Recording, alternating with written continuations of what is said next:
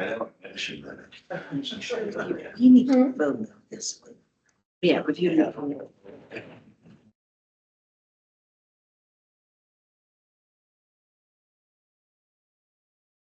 Lori, did we hear from commissioners from Parks and Rec? Yes, is there anyone in particular?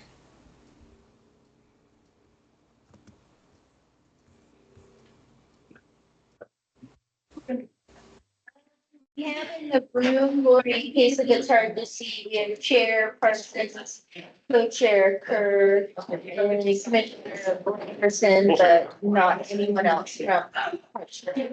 Okay, I heard from Steve that he would be there in person.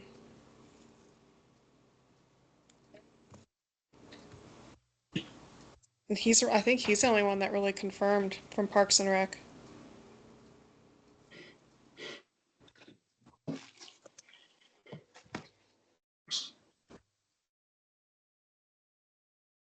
Commissioner Christensen is here, so we now have quorum on both sides. Whew. Right? We are a little bit old school tonight, folks. This is your microphone and your speaker. For both recording and for online, be able to hear us. So if you could project, so we don't need to yell. And I just want one last sound check now that we're kind of quieting down in the room. Is the volume okay for online? Sounds good. Thank you, Commissioner. All right, I think we're ready to turn it over to Chairs Thomas and Parsons. Sounds great. Decided. Yeah. So I'm gonna call You rattled it out. meeting to order. I'll start with roll call, please. If I don't pronounce your name correctly, I'm gonna call for both open space and Parks and Rec. Co-chair, Bruce Fox. Here. Commissioner Norton, here. Commissioner Joyce. Commissioner Wallen, present. Commissioner White. Here. Commissioner Fluin. Here. Councilmember Davidson. Here. Chair Parsons. Here. Co-chair Kerr. Here. Commissioner Frazier. Commissioner Diane. Commissioner Lamberson. Here. Commissioner Christensen. Here. Commissioner Stackhouse. Councilmember Anthony Garcia. I'd like to read the land acknowledgement. The Flagstaff Parks and Recreation Commission and the Open Space Commission humbly acknowledge the ancestral homelands of this area's indigenous nations and original stewards. These lands still inhabited by native descendants, border mountains sacred to indigenous peoples. We honor them, their legacy, their traditions, and their continued contributions. We celebrate their past, present, and future generations who will forever know this place as home. So we've moved to number 4, which is the approval of the minutes. I guess I'll ask for the Parks and Recreation Commission approval of their December 2025 minutes.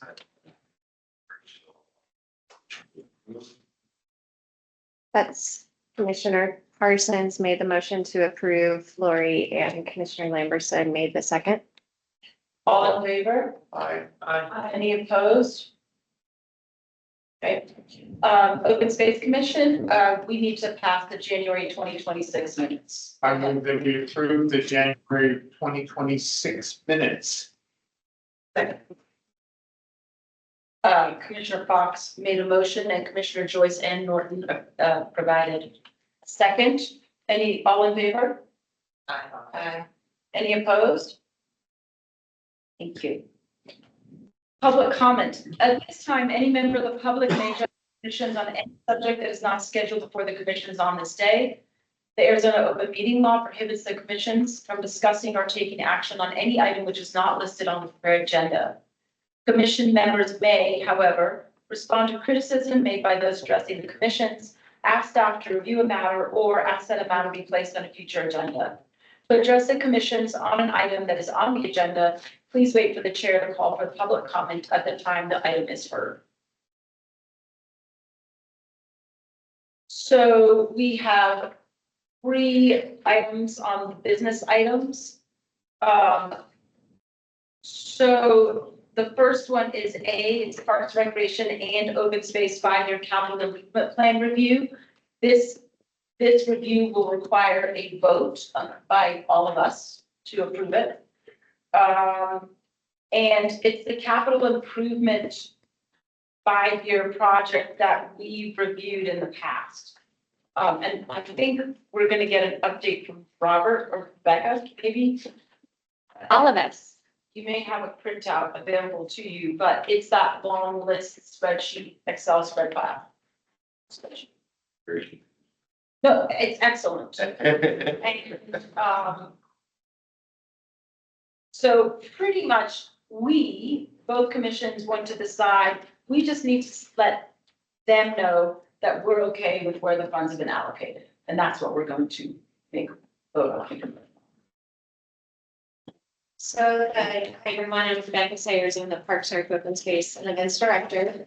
The reason that we ask you to approve this every year is because it's in the ordinance that, number one, the BBB recreation funds are reviewed by each commission and approved every year.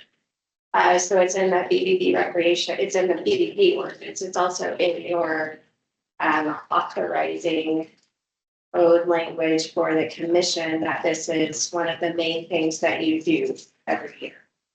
So we wanted to make sure that we can have a joint meeting so you can hear each other's comments and questions and respond to that appropriately, and our answers go to all of you at the same time, as well as take any feedback or changing thought patterns or priorities. Like we're trying to capture all of that from you throughout the year, but especially at this time. In terms of where we are in the budget process right now, it being February, we are going into our division review schedule with the city manager's office and our budget section. They have started that process already, where every division is going to them and presenting their requests and their budgets. And ours is scheduled for next Monday. So it's great timing on for this year that we'll be able to hopefully go into next Monday's division review session where we're presenting the pros budget and be able to say that both commissions approved or have feedback or whatever your thoughts are on the BBB recreation fund as presented. So, and then from there, the city manager team puts together their recommended budget that's presented to council in April, and then council votes on that plan in June. So that's kind of where we are in the timing. We have been working on this all year. You have been working on this all year, and especially Open Spaces Commission just had some recent conversations about some priorities. So this is kind of the exciting time. Like this is where you get to see the work and the feedback that you've given us in action. So if you can bear with me before we get into the fun stuff, which is the projects, which Amy and Robert will go through for you.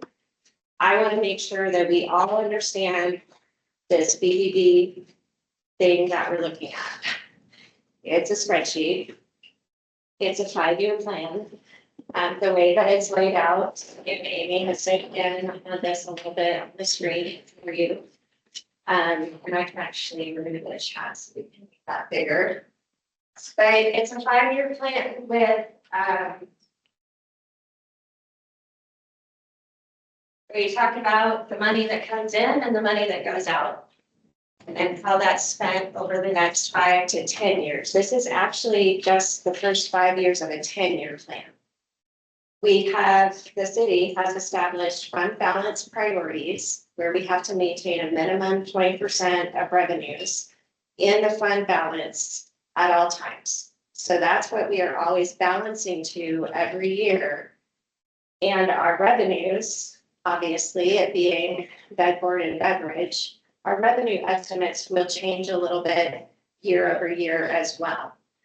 So what you see here are the revenue estimates at the top. On the BBB tax, this is our portion of it. Remember, the BBB tax goes to 5 different groups: beautification, arts and science, recreation, tourism, and economic development. And this is our share. We get 33% of the pie. These are the estimated revenues coming in. And if Amy was able to scroll to the right, you could see where they're estimating those revenues coming in over the next 5 years. I will tell you that these have been recently updated and estimated a little bit lower than what we, like if you pulled up last year's 5-year plan, this is going to be a little bit lower. We are seeing impacts from the lack of international tourists coming to the state right now, among other things. So we then, as staff, when they change their revenues, then we have to accommodate our projects accordingly, and we'll go through that as you as we get into the projects. But at the top there is the revenues, so we get some investment earnings, and the revenue, of course. Intergovernmental is, I think, it's general. Is that? It is. That's a general funded project that has made its way back to BBB.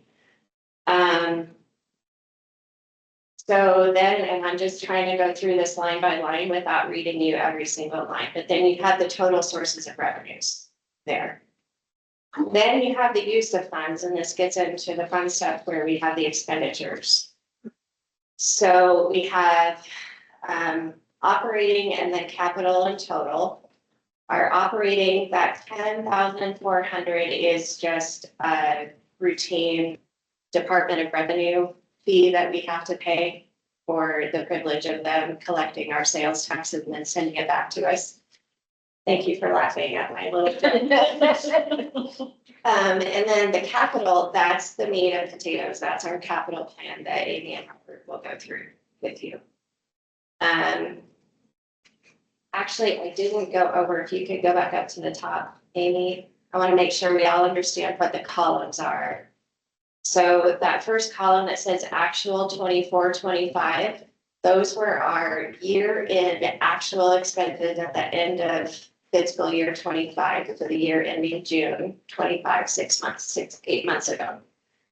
Then the budget 25-26 column, that's what's budgeted in this fiscal year. That's what we entered July with.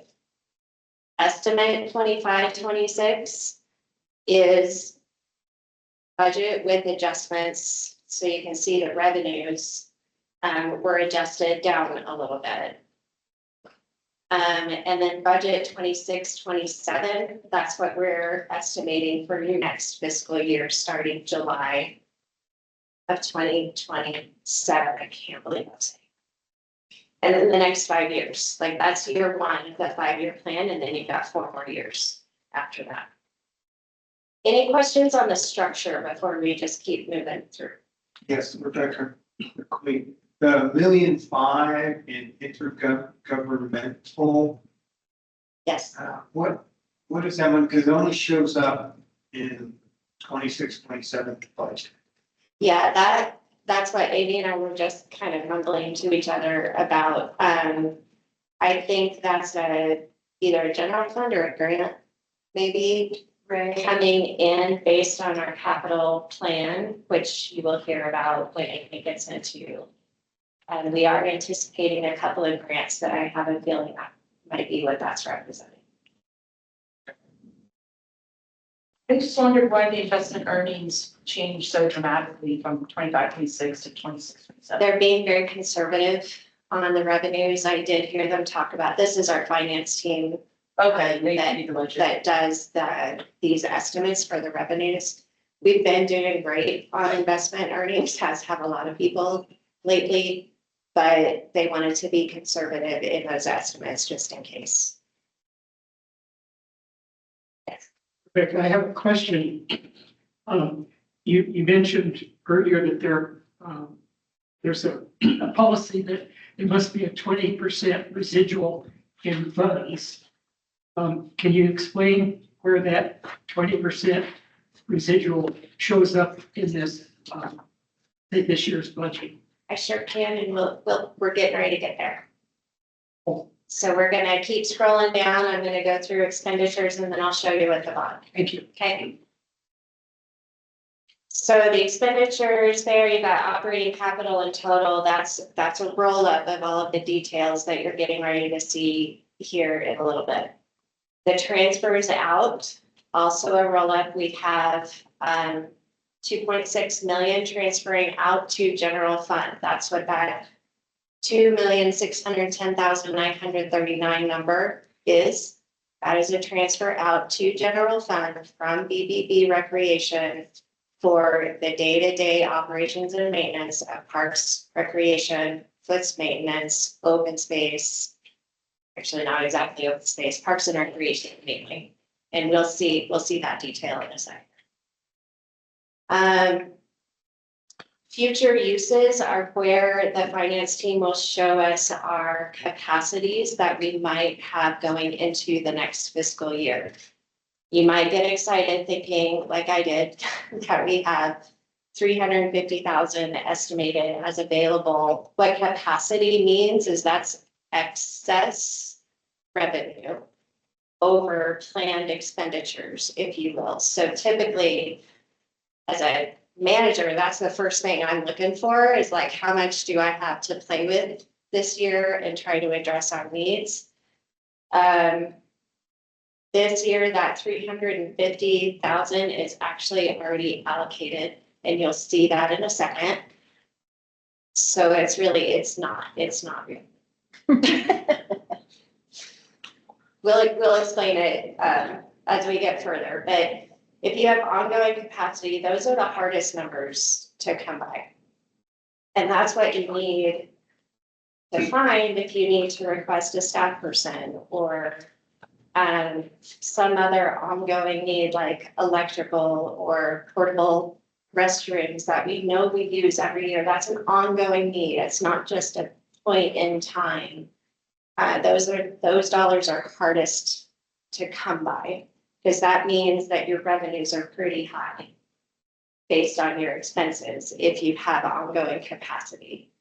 So it's typically, if we see an ongoing capacity, it's typically pretty low. Because again, we try to be pretty conservative. The one-time capacity is maybe we had a really good revenue year and that's carrying forward into our fund balance. And if we take that out and apply it to projects, that's best for one-time funding is like a single project because it's you construct it and it's done, right? Kind of, there's operations and maintenance, but that's a separate topic.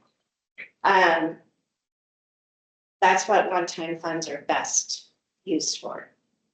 It would be difficult to use one-time funds for, say, a position, because then you don't have that position funded in the future. Okay, moving on. So that's our roll-up of total uses of funds. And here, Councilmember Spence, where it says ending fund balance and minimum fund balance below that, and over under minimum below that is where you're gonna see the lines that you.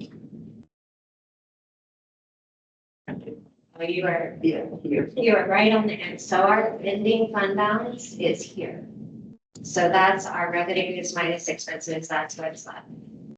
So that is from in here. So where you can see the 20%, like it might be cut off.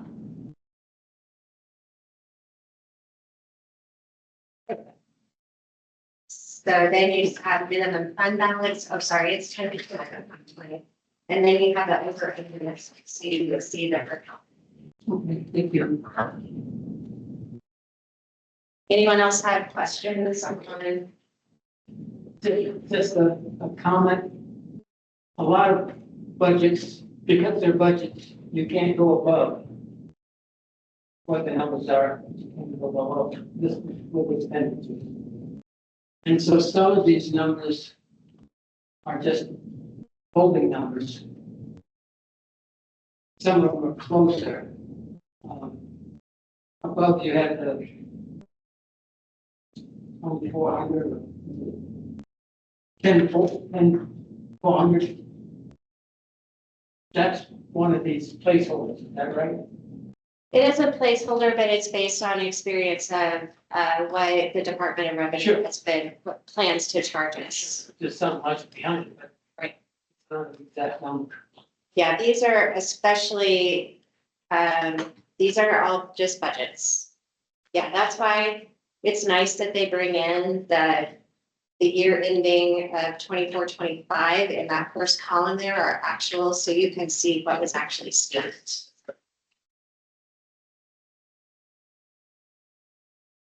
Okay, what do we have? Do we have in that? Page 2. Okay, page 2 is where we start to get into a little bit more detail of some of those things that I said on the first page were roll up. So I think the top part is about the same. Scroll on down. You can see I was correctly telling you about the Department of Revenue fees. And then we start to get into our capital. And then, well, let's pause on capital. So we will go into the details of the projects that make up these capital numbers that you're seeing here. But you can see we have operating capital of deferred maintenance and play structure replacements. And then you have the capital improvement plan for parks, recreation, and open space. And those numbers in the budgeted 26-27 column are what we are planning for next fiscal year in our 5-year plan for those 3 categories.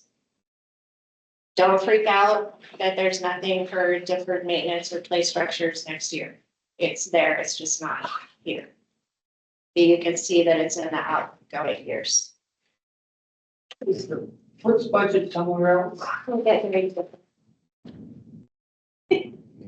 Oh, So that's the capital portion of our expenditures. And again, those are the details you're gonna get from Amy and Robert in a second. Then we have transfers out. And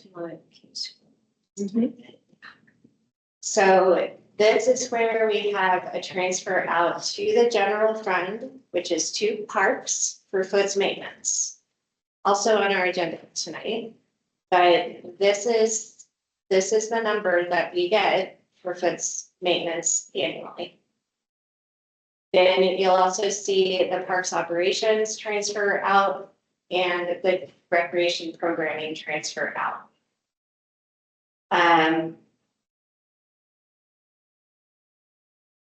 So the programming is estimated down.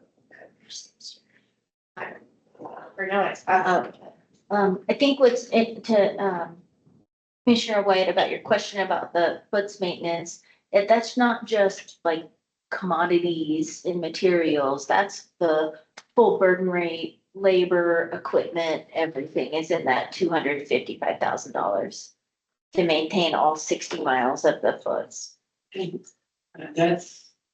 there's no other source of funding for the Foots other than that 255. Not exactly. So, general fund also contributes to the general operations and maintenance for parks, rec, and open space and events. These are just the numbers that are transferred from BBB recreation to support those program areas. There are also supplemental funds from general fund. What you will notice, and I think important to remind all of us, you'll see that these numbers are flat going through the out years, right? Of course, our costs for doing these things are not staying the same. However, what was previously happening up until about 4 years ago, 3 years ago, maybe, these 3 transfers out We're just increasing exponentially following the cost of expenses, the cost of us doing business. So as labor, commodities increased, this transfer out was also increasing. What was happening is it was taking up, we had 33% of the pie, right? So it was taking more and more of the pie for maintenance and leaving very little for capital. We argued successfully to budget team and council a few years ago that a big reason for BBB recreation is for capital projects, and we have to be able to do that. And we built in some safeguards for ourselves that also help with maintenance, that also help with playground replacements that might not fall into like a huge capital project. And now we've built in open space. But the way that we did that was by asking them to commit, them, I mean, the budget team at the time in city manager's office, we asked them to commit to flattening that transfer out so that it would start to build capacity in the capital plan, or that capacity that I showed you earlier, the one-time or ongoing capacity. By them flattening out these transfers out, it built capacity for us to apply to projects. So, Commissioner White, is the 255,000 for foots all that they get? It might be close, but it's the 1.3 for parks operations. It's not anywhere near the cost of maintaining parks. But we have asked for that to be flattened out on purpose. And general fund is then subsidizing the rest of those operations. Makes sense? It makes sense, the concern. And that's why I want to make sure we all understand this, because it's a concern of a lot of people right now.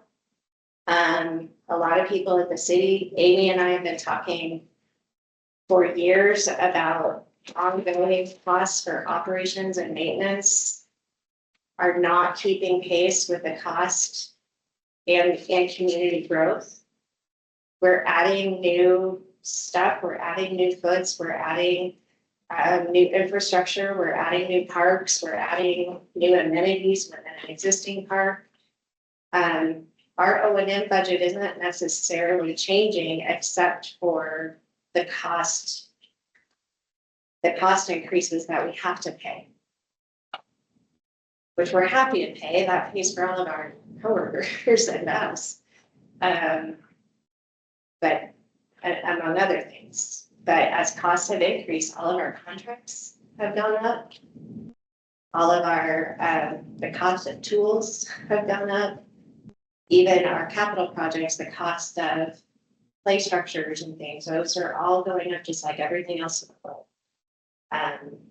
And what we tried to do here is a good balance of that need and keeping up, future year estimates. You'll see we're trying very hard to keep up with what those true estimates will need to be, especially as we get closer to the project. And then you'll also see we are going for grants. The grants that are still available, we are definitely going after those now. So I just wanted to ask, the BBB money that comes in, I mean, that's the source of funding, and it's reflective of how many people live here. But the cost and the impacts of what you're trying to manage are actually a result of an increased number of people actually living and staying in Flagstaff. It's not visitors.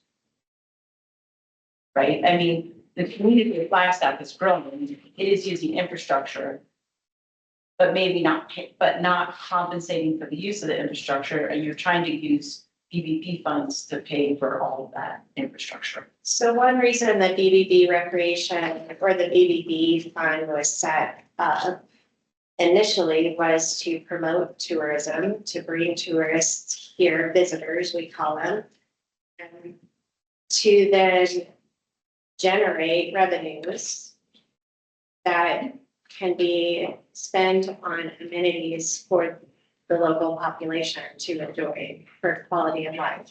That's also a huge reason why visitors come here though, right? How many visitors go to Buffalo Park? Like, that's huge. So I think it's both. But yeah, the original intent was BBB recreation would bring in tourists, and that's why a large chunk of funds goes towards the tourism division or section within the economic vitality division.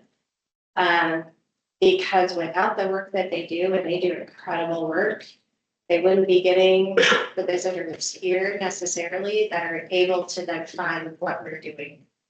And this would be a huge burden on the general fund if we didn't have this. Is that Yeah, I mean, they're helping us grow but we're also growing. yes? It's both. Yeah.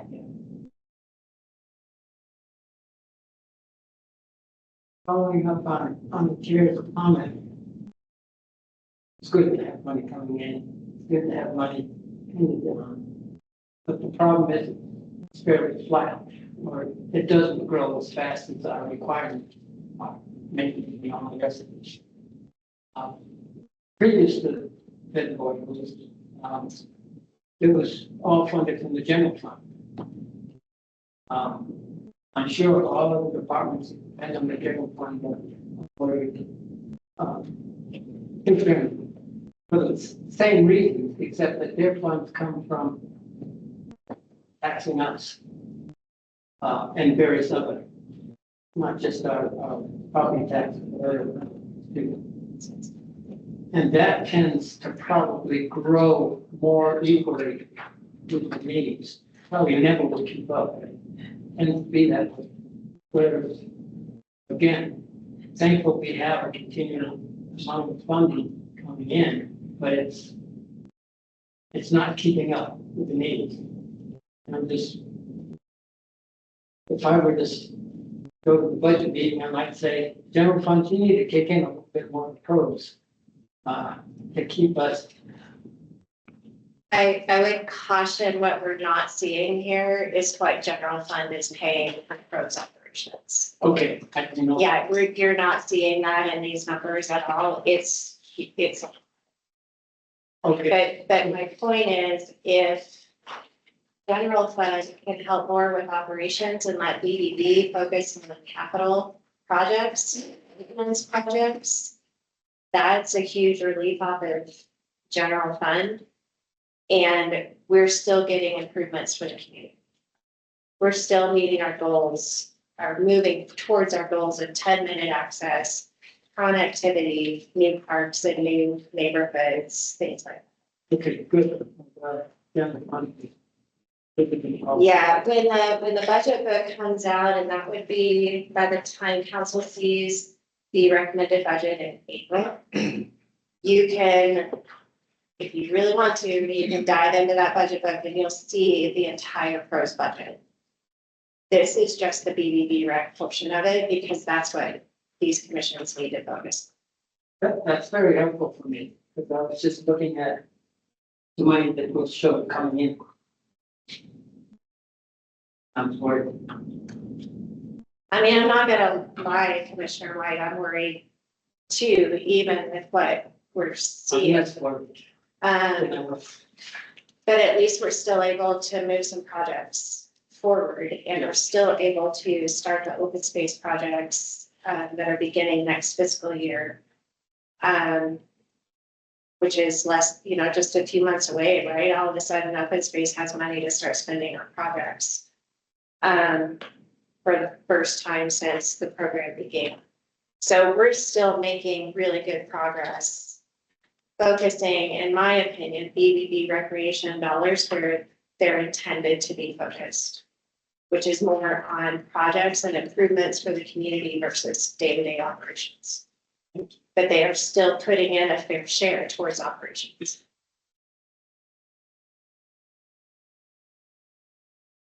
Any other questions on the boring stuff? I told you not to worry about the deferred maintenance and play structure replacements. Those are captured here. Under future uses, under that capacity list. And then this is where you see the minimum fund balance and the over under minimum. And if you were to look to the right, even through our 10-year plan, you'll see that we're solid in terms of that over under minimum. And Amy will go over for Parks and Rec Commission. You might notice a little bit changes in numbers. We had to do that in order to stay within policy and she'll review that when she gets. Just curiosity, really, why was it handled this way, the 350, as a one-time allocation to the deferred maintenance play structure instead of just leaving it as a regular budget item? Like there's. I'm actually not sure. We asked that same question and we have a new budget section in our management services division. And this year that's how they divvied this up. We're gonna watch it and see how it goes. We've requested that it be put back into the regular capital.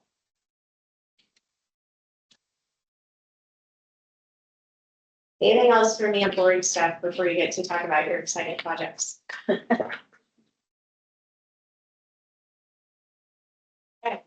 Not to worry.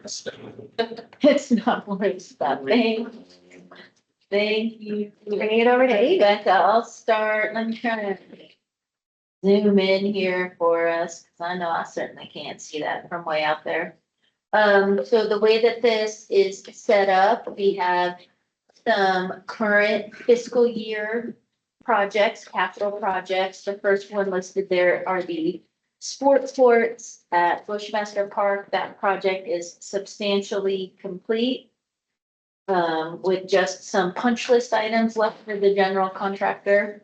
So that one, you won't see budgeted in out years, because again, substantially complete and will be 100% complete, including those punch list items this fiscal year, so prior to June 30th. And they're just some minor sidewalk cracking, things like that, that just naturally happen with new construction that are gonna be repaired. It shows what that final cost was at 2.275 million and some change. Big, huge capital projects. That's a good one to get off our list and our books. So that's our first one listed there. Let me scroll back. Second one listed there for the parks section would be what's still listed unfortunately on here as West Side Park, but that's really Highland Mesa Park. This has been a project that we've had for a handful of fiscal years, and the status of it right now would be that it'll still be a carry forward into next fiscal year. The funding mechanism was split between 2 fiscal years to get us a total of 1.51 million. We've expended some of that, so you see what's left over there on your screen is 1.467 million, and that's for the remainder of design of that park and then the complete construction of that park. That's a neighborhood level park. It's over in the Boulder Point neighborhood. Size wise, it's just a little over 5 acres in size. That doesn't mean that full 5 acres gets a pretty treatment to it. And right now with that project, we're just at concept plan stage. That's where we are on that one. No promises that that one would be completed next fiscal year. I would love it if it was, but who knows? Some good things take time. Any questions of either of those two projects? Let me scroll down to the third one for the park section, which is the Heritage Square restroom. I know the Parks and Recreation Commissioners are very familiar with restrooms. That's just a vital piece of outdoor public spaces. These are 2 restrooms. They're built within the framework, if you will, of the Hopi Trust building, just adjacent to Heritage Square. They're accessed right off of an alley. The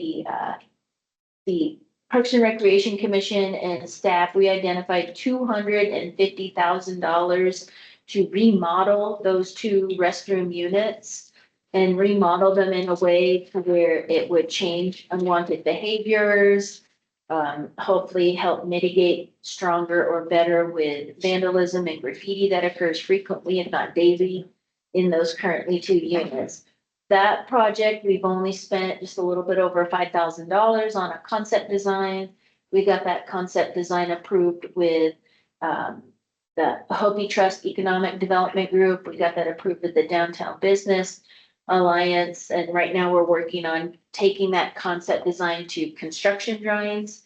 And then we'll have those actual construction drawings to do an invitation for bid for a general contractor to essentially perform a tenant improvement. We've got basically that vanilla shell of a space that we can use for the units, and the remainder of that money should be expended on that entire project. Goal is to try to complete that one as soon as possible. No promises, though, that that one would be done by June 30th. I have a feeling that will definitely be into next fiscal year, but then hopefully be 100% done. Yes. One question, did the city pay rent for the tribe for that little space? We do not pay rent for the use of that space. It's all a part of essentially an overarching agreement between the Economic Development Group and the city of Flagstaff, and with that development of Heritage Square. We are responsible for all maintenance, however, on it, just not paying rent. Great question. Next item on this list is the Ponderosa Park reconstruction. Ponderosa Park is in the Sunnyside neighborhood, just north of Killip Elementary. It was along with the former Killip Elementary, kind of ground zero of some of the flooding impacts from the museum fire.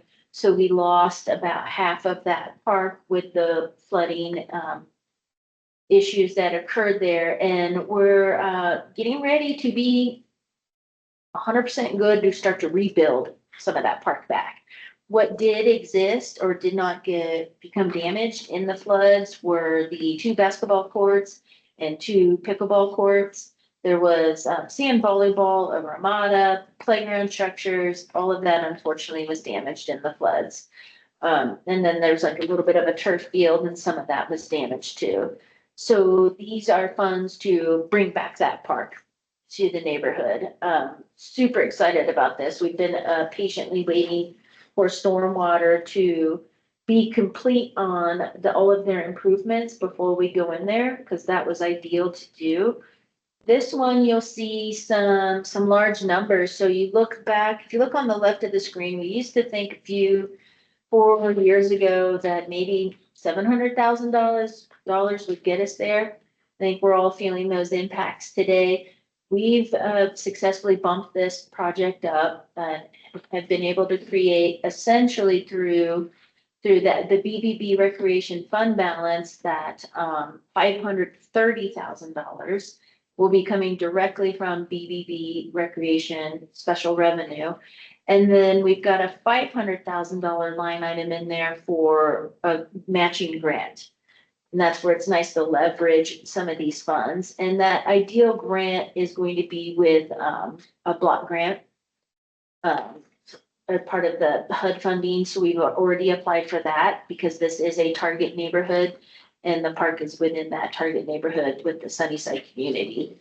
So that's how we're hoping to leverage this and increase this park to that $1,030,000 to develop this and bring this back. That'll be a big one. Yes. Sorry, question. For the part that was destroyed by the flood, does the city have insurance for that kind of thing? Any insurance? We don't have any insurance dollars that can go toward that. Yeah, another great question on that, but no. I will say, like, a lot of the park so what PROS is focused on is replacing the playground equipment that was destroyed and things like that. You will see when the the spruce wash flood control project, which voters approved just a few years ago. When they are done with this project, they're gonna leave a beautiful turf irrigated area. So through that project, we are getting that area rebuilt. We're not able to build on top of that. But we'll be looking at the rest of our park. Also through that process, the city was able to acquire the property to the north. And will actually be able to expand the park. These dollars won't necessarily go towards any amenities in that area. We'll just be looking to maintain it as kind of a nice field for kids to play in and run around in. But we'll see.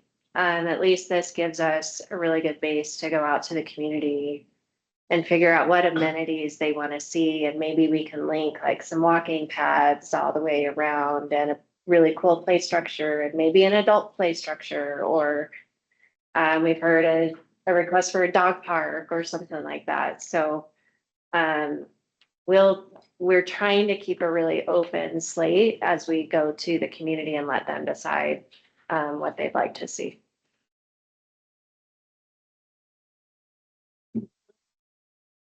Get my mouse back to working here. Okay. Then, the fifth project listed on here, that's currently funded this fiscal year.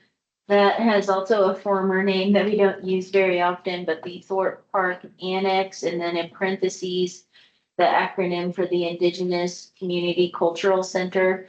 That is over in Thorpe Park, where the former public works yard used to be located. There's a stone building. It happened for years with the fleet mechanic shop. It was identified in December of 2022 to become the future Indigenous Community Cultural Center.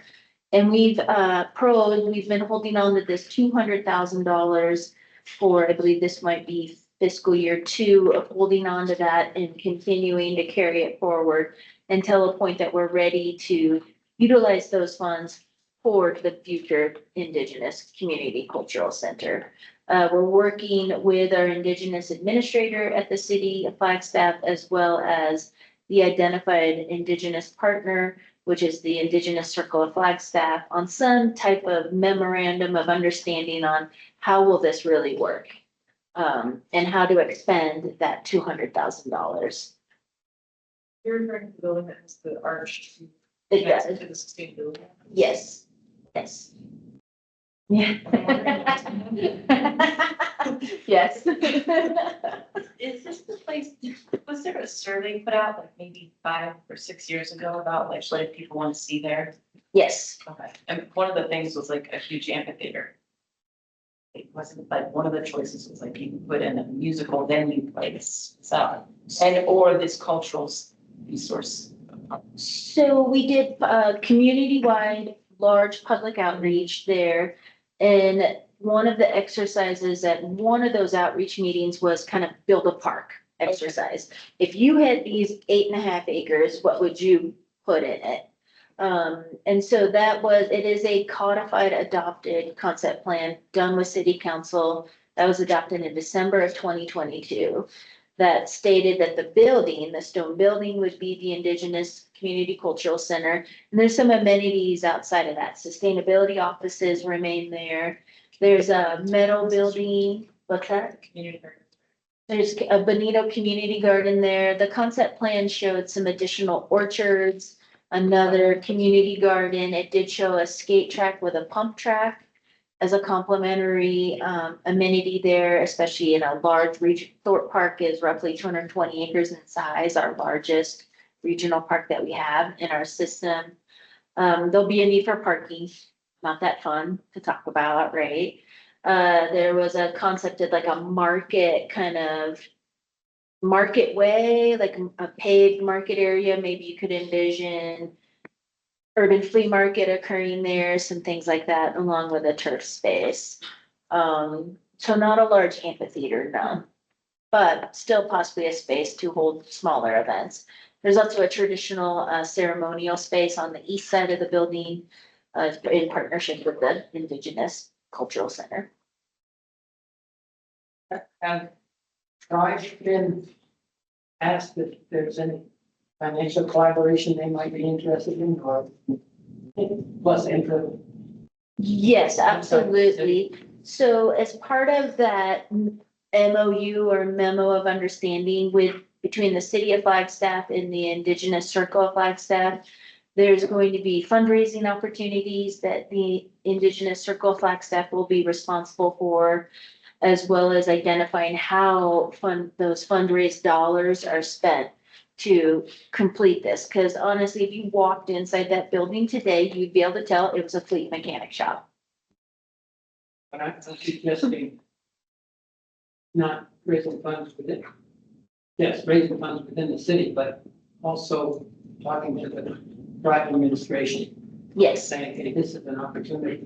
absolutely. That's the intent of the ICF, and they've established that they are a 501c3 nonprofit able to fundraise, and they are in those connections and talks. But will be just at that commission level They're not a commission, they're separate, so they're an external partner of the city, of. and they are actively fundraising on their own. I see. Really, once the city's 200,000 here is spent, they get to go gangbusters.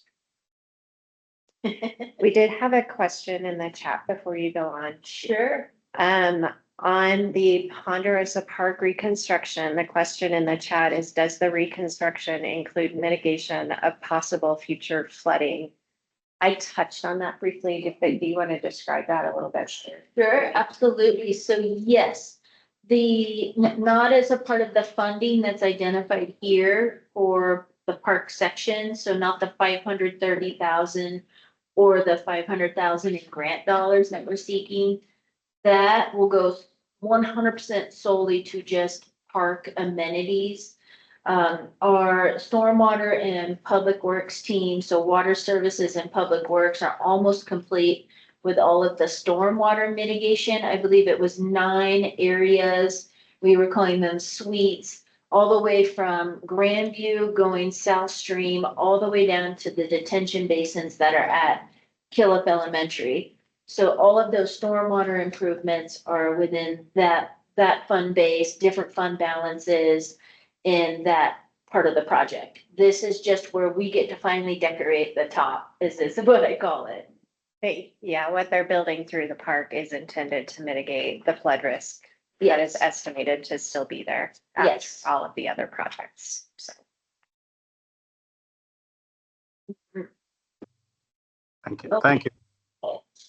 You're welcome. Next on the list is Cheshire Park expansion. That is a project that's currently funded this fiscal year. That is a project that this fiscal year was funded at $1.3 million. We have expended some of that on a topographic survey and a soils report at the location. For those that want to know where this is, there's existing Cheshire Park, and then there's 8.5 acres just directly to the north in between some townhomes, Paula, and the Northern Arizona Museum. That's the rest of Cheshire Park there. Again, we've expended just a little bit on this. We had to borrow from this project to complete some of the sport court amenities at Bushmaster Park. And then, so that's reduced this balance from 1.3 to next fiscal year, it'll just be a flat 1 million. So from 1.3 down to 1 million, because we are constantly, I feel like, working in arrears on, here's the estimate, here's actual cost, now where do we borrow from to make this happen? And so you'll see $1 million in BBB recreation special revenue funds, and then seeking a $1 million match through Land Water Conservation Fund, a grant opportunity, to have that total project cost be $2 million.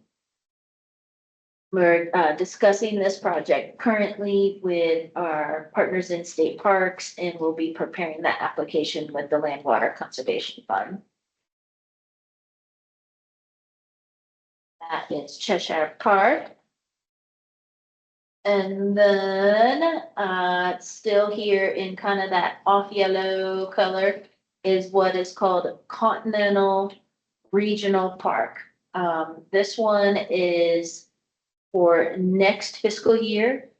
Again, it's our awesome special revenue source, but that's 1.5 million next fiscal year. And then there's 1 million the fiscal year after that. So it's a total of 2.5 million. That's a large regional park, and I know both commissions have discussed this area because there's existing Continental Park. Then there's roughly 86 acres going to the north, right up to I-40. And then right underneath I-40 is Picture Canyon. So we've got an amazing opportunity there to design a lot of acreage and figure out how to make some of those connection points to our open space, as well as provide some amenities that a regional park typically has.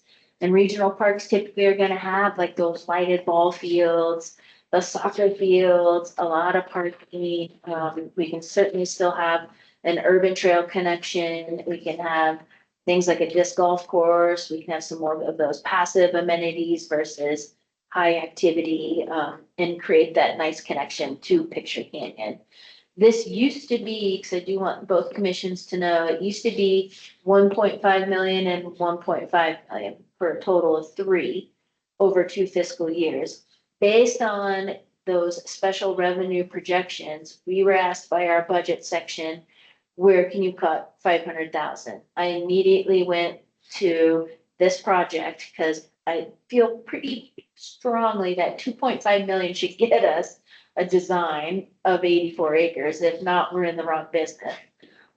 So I didn't want to cut 500,000 from this upcoming fiscal year, but I did for fiscal year 27-28. Because again, 2.5 million should certainly get us design on 86 acres, I hope. And I would hope that we have a little bit left over too from that.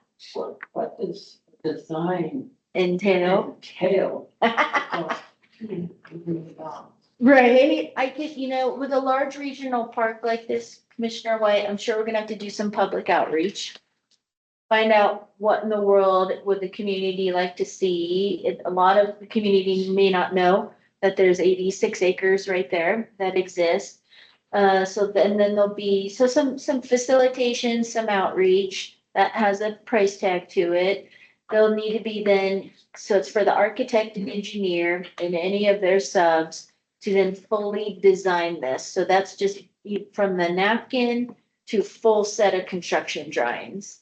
And that's gonna include all the underground improvements and above ground improvements. Then we have a set of plans to say, here we go. Let's go get pricing on it. Yes. In light of this question and your answer, with the Parks and Rec master plan, which we're going to hear about today, would that planning group be able to address the Continental Park? Great question, Councilmember Spence. I think we could attempt to collaborate there and have a good launching pad. So maybe we don't have to do so much outreach, but instead be able to work on identifying who is the architect, engineer, consulting firms, and providing that professional service for the city. That's why I was comfortable saying take 500,000 from here, because I don't think design should cost that at all. We could see some extra left over, maybe. The rest of these that are highlighted in light blue are beyond the 5-year plan. And since we're only here to talk about the 5-year plan, they are both commissions okay if we don't talk about years 6 through 10? Okay. We scroll down then and get to our open space area for Robert to start. Oh, look at that. There's more, one more in here. That's awesome. There's one last one in here. Actually, you shouldn't say one last one. So those are all the parks. This is the recreation capital item. This is air conditioning being added at Hal Jensen Recreation Center in the gymnasium, that is, here's a great example of why it's very hard to come up with an estimate. And then when you get to actual cost, it's like, oh, wow, great. So we had estimated 150,000 a few years ago. That is under contract today, fully designed and with equipment ordered with one of the city's, job order contracting general contractors for just under 180. So great example of some of the escalation and inflation that we experience on any project. That's under contract and should be done, completed and installed prior to June 30th. We got some cold air in the gym at Tom Jensen. That was it for our recreation part. Now we can get to our open space. Let me decrease that just a touch, Robert. And there you go. Thanks, Amy. Robert Wallace, Open Space. It's great to be here with all of you guys today.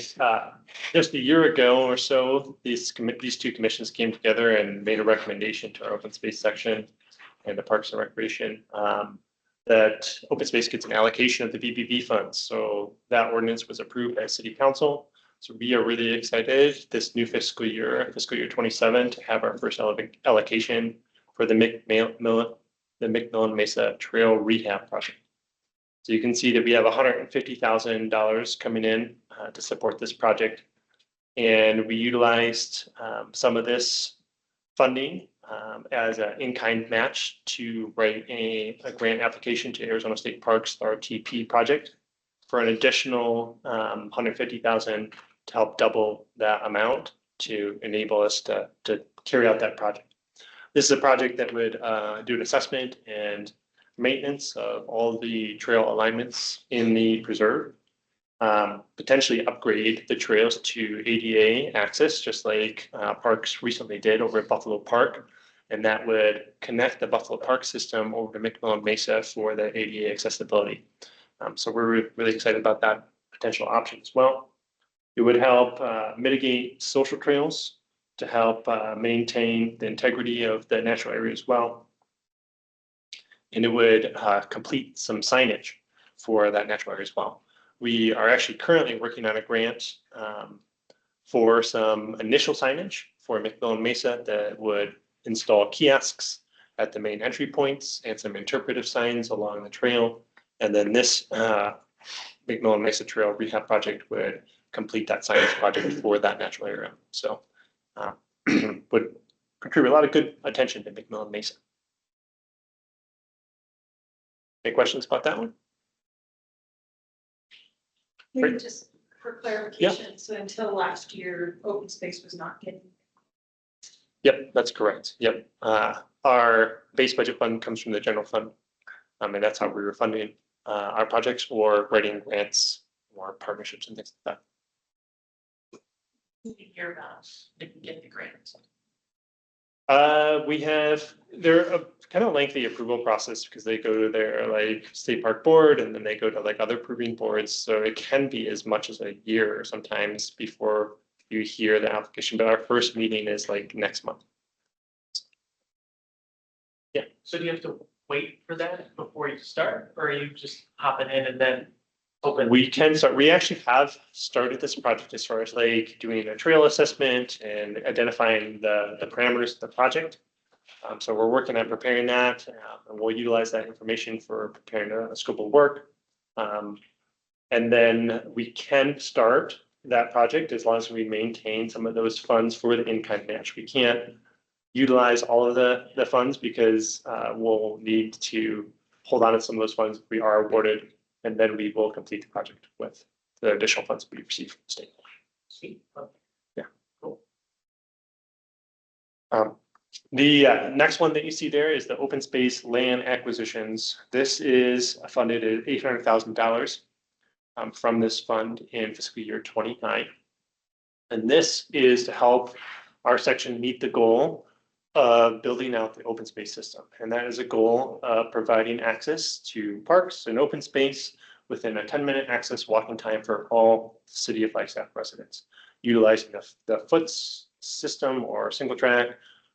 Also working with our partners and Forest Service or the county to provide connections to like Forest Service trails, like Campbell Mesa, or over to Fort Tutt Hill and that sort of thing. So this could potentially purchase easements or greenway buffers for a trail connection, or could purchase a piece of property for a complementary type of open space that would help provide a particular neighborhood access to open space on a daily basis, or could supplement some of our regional preserve and that sort of thing. So it's just a small amount, but it's getting us kind of started building out our open space system.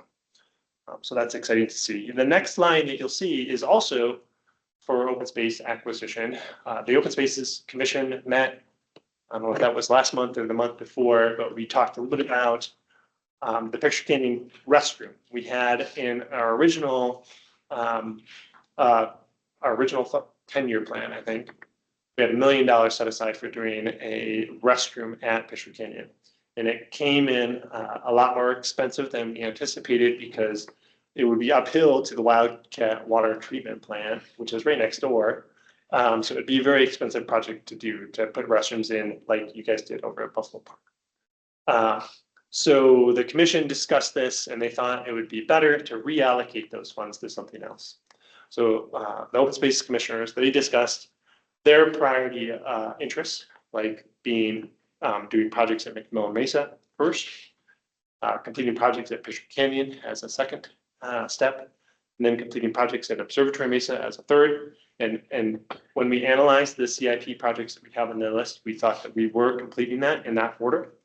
So we stuck this $1 million in future acquisitions to continue to work in that open space system, which we also know is a priority of the commission and the community. So, questions or thoughts about that? Yeah. Is it like, do you have like vision for like, I want this, I want this, I want this, or is it like as the time comes, evaluating what's available? Some of both. We do have a visionary plan for the community that uses current foots trails or the Flagstaff Loop Trail to connect people to different areas. And then we have kind of broad strokes where we've identified that we have like a shortfall. Our city GIS supported us a few years ago in doing an access analysis where they utilize, they map where we have existing open space, whether it's Forest Service or whether it's a park or an open space that we maintain or the county. And then they utilize like current access points and trails to figure out whether that neighborhood has a 10-minute access walking time. So we have a map that essentially shows where we have 20 or more minute walk, 15-minute walk, and where people already have a 10-minute or less walk. And so utilizing that data, we can identify where we need additional open space or greenways to supplement the people that don't have that access. And then what's that park website that has all of that data on there as well? Oh, it's through TPL. Yeah, sorry, I forgot. It's a 10-minute access. Yeah, Trust Republic Lands has a lot of great data. So if you're interested in that, you can look that up. And they have some of the same data that our GIS folks helped us produce as well. So It's not exactly accurate, but it's helpful though for planning. Yeah.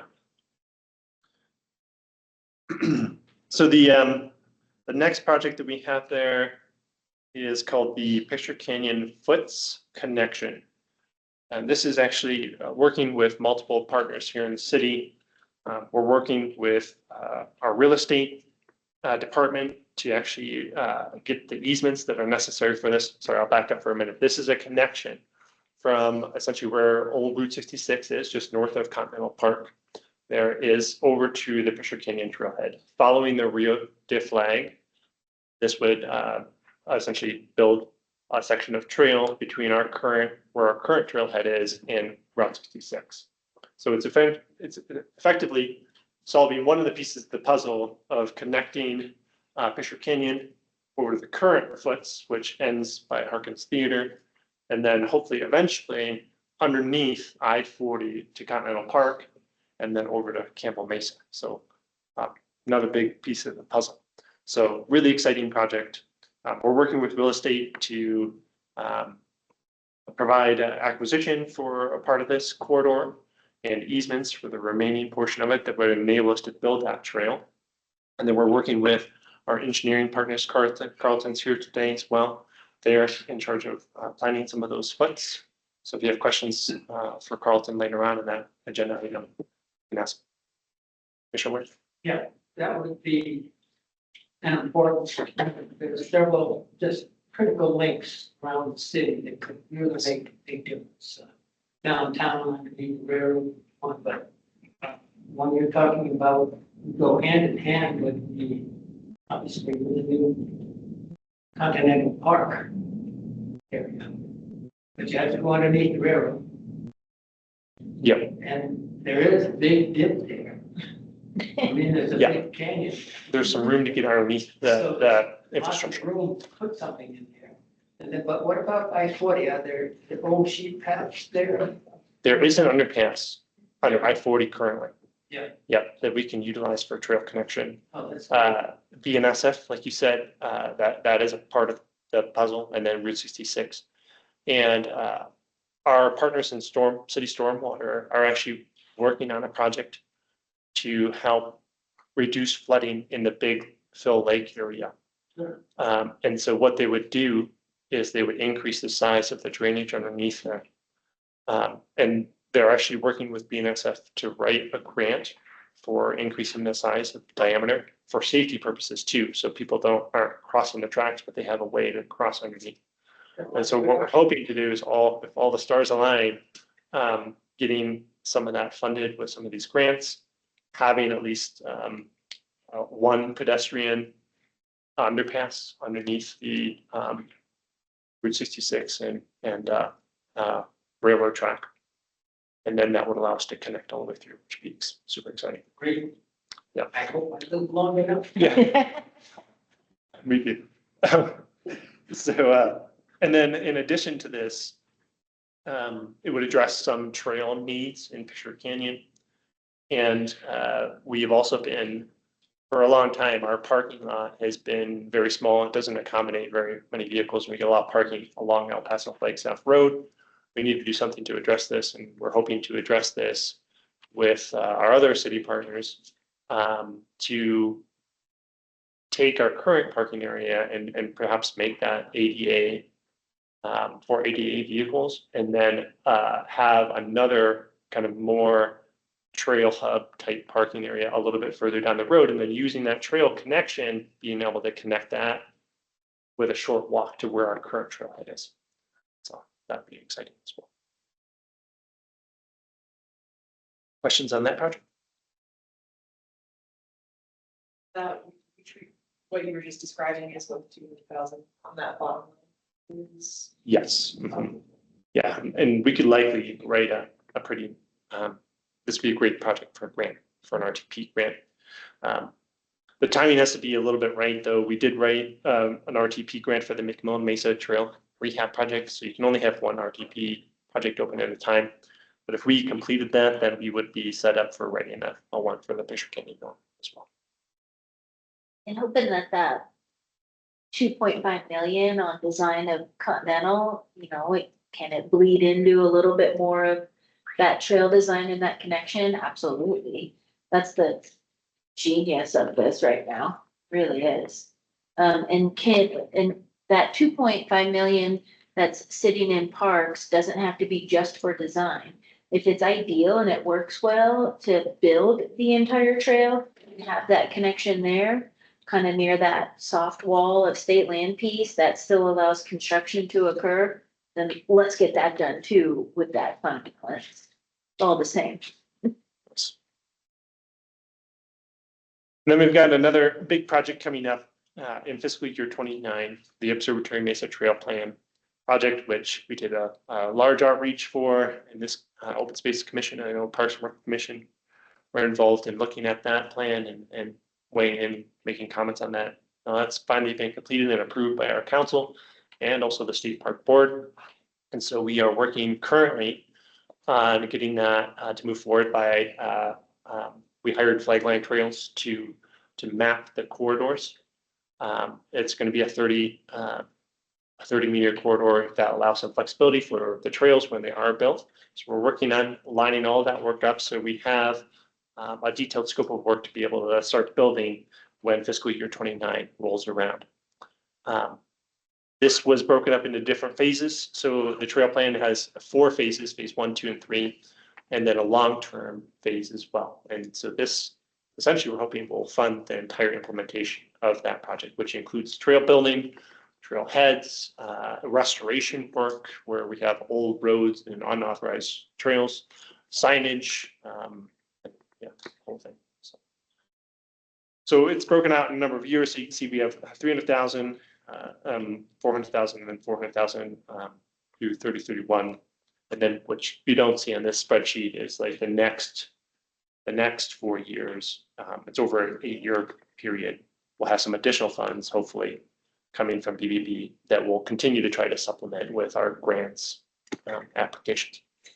And I know the Open Spaces Commission had some comments about like we need to be doing some stuff now. So we have the name implementation plan that we're working on implementing.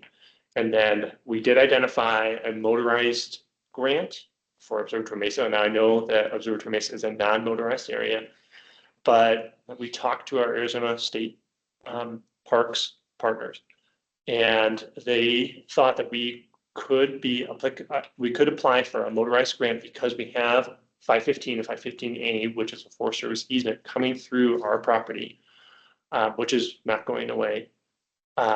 And we could use those funds for addressing some of our restoration issues. So like off-road driving where, we don't have a road, we could use those funds for doing restoration work. We could use it for doing some fencing projects, for keeping motorized traffic on the correct road, and for some signage. So we're working on an application for that would allow us to do some work and chip away at some of the stuff potentially that's in the trail plan now, and then also set us up for implementation, the remainder portion of that. Very clever. We'll see if it works.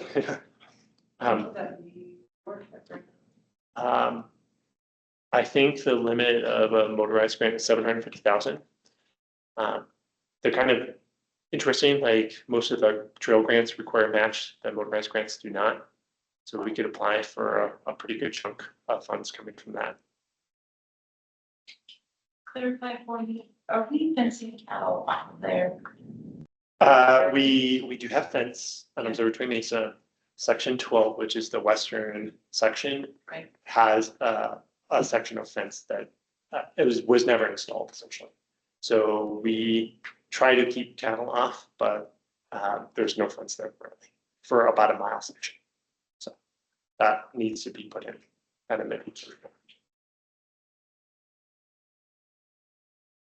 Yeah, so very exciting to be implementing the Observatory Mesa Trail Plan. Been a long time coming. The next item on here is the Schultz Creek Trail amenities. This is actually in fiscal year 33. Oh, is that on this? Was this one part of that? It won't be on your 5-year, Okay. but it's on your 10-year. Oh, well, I'll mention it anyway. So we're working with our partners in real estate to do a property trade there next to where the detention basins were built on open space property there. If that is successful, then we could provide some trailhead amenities there.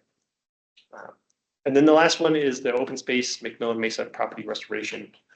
This is 168,000. This would be in fiscal year 30. And this would help alleviate erosion concerns, mostly on the east side of McMillan Mesa, where there's a slope coming down to Isabel Street. And when we get storms and whatnot, we get a lot of flooding that kind of comes, or sediment and debris that comes down off of the mesa and into the streets and around houses. So that could help address like some of that erosion, help also do some restoration of vegetation, and maybe even make some vegetation buffer along some sections of that fence. That's it. That's everything for open space. Any questions? Question? Yeah. Could the minutes please reflect the official names that we've adopted for these areas. The budget items just refer to McMillan Mesa, Victor Canyon, Observatory Mesa, but we've spent a lot of time coming up with official names that encompass what we're talking about. So I think we all need, all the way around the triangle here, need to be using these names. Great suggestion, thanks. Okay, so that is a lot. From the open space side, I just want to reiterate what we've talked about, because I think voting on something that's going to exist, for the next 5 years, and then we're going to look at it again next year, and then it's the next 5 years. Some people are leaving this commission, and this is a legacy. We're all going to be leaving, Commissioner White. And so like the things that we're voting on now are going to be coming up in the future. And I think I just feel that us getting some finances and money invested into this is really going to start making a difference. And this vote really counts. And so as the Open Space Commission, I just want to reiterate that we decided to abandon the $1 million restroom. And so I want to point out that the acquisition 2 decision, that Robert has put that $1 million into there for fiscal year, sorry, but I can't read the numbers, 32, 33, I think. Or 31, 32, so that we are still staying focused on acquisitions. Somehow we have to come up with $7 million for some big project, but at least this will get us to looking at being in a somewhat fiscal position to be able to project, maybe make some offers on neighborhoods or connections or things like that. So I just want to point out that that's a little bit of a change. And that we also, as a commission, have said the priorities are McMillan Mesa, Picture Canyon, and Observatory Mesa, and those are reflected in the current budget that he's just proposed to us.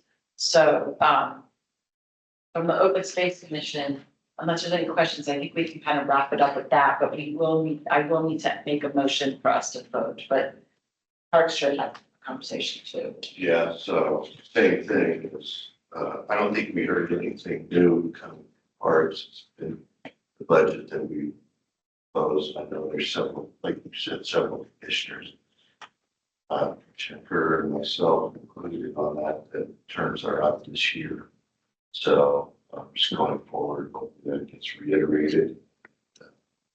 I don't have anything further to add, but we haven't heard anything new, so I'm ready to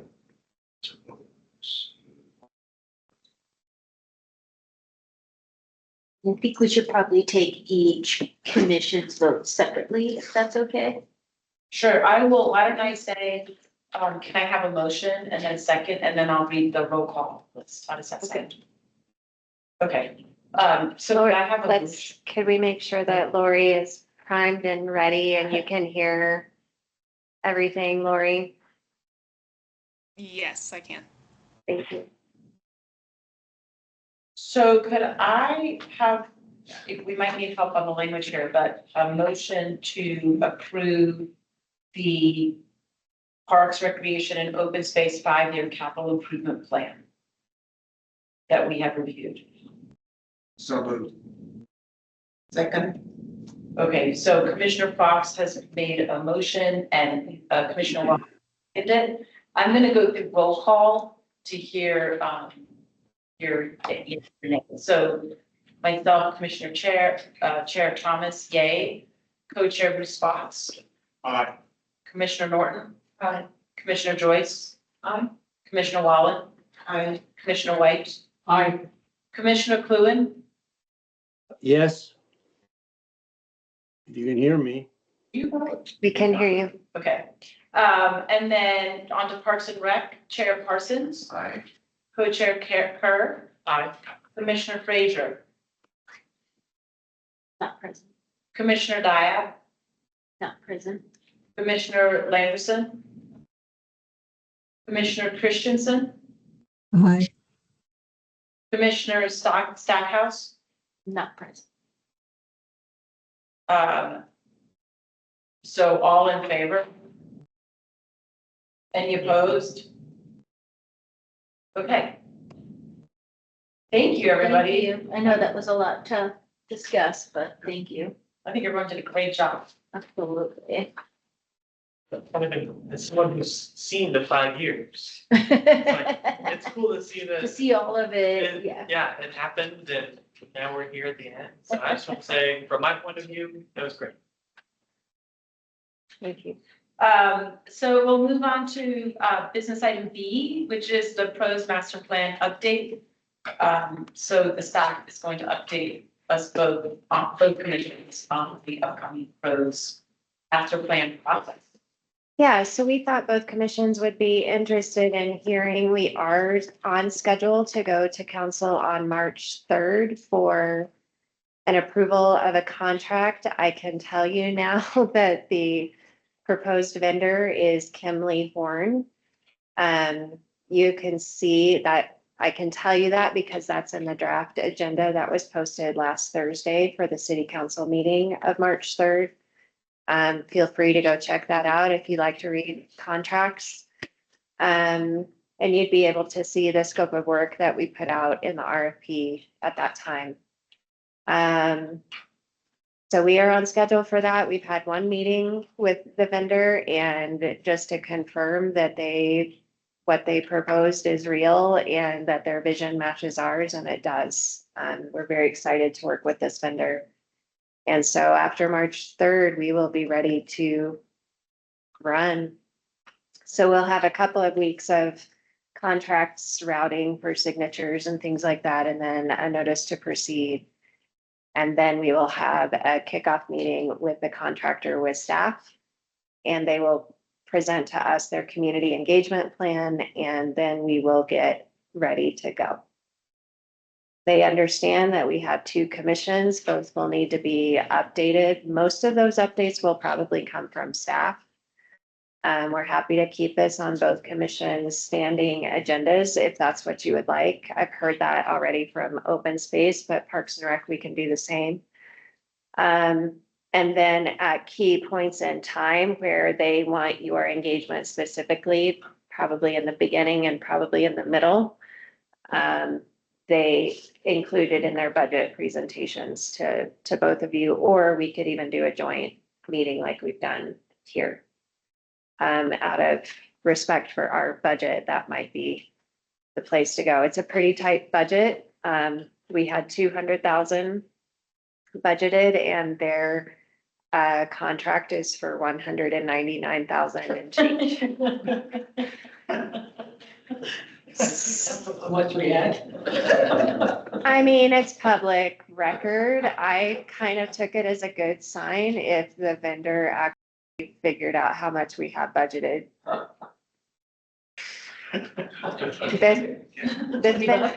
This vendor is actually proposing a lot. One of the reasons that they rose to the top in the rankings is because of what they're including in that 199. A lot of vendors were saying that that would be like an add-on, and for them it's included. The biggest one for me was a statistically valid survey of the community. That's included, whereas pretty much everyone else was gonna have that as an add-on that we would have had to scrape up some money to do. I think that's a very important part of community engagement for this master plan specifically, because we really are trying to build the division. This is the plan for the division for the next 15 years, probably. And we need it to be well represented. What is the anticipation for actually producing the pros master plan once they're engaged? Is it a year, 2 years? Yeah, it's a 15-month timeline once we get started. Which we also felt was pretty reasonable. And it allows us to go through one iteration with staff providing comments and then a draft back to be able to then present to the public and get comments, and then a final version to present to commissions and council for approval.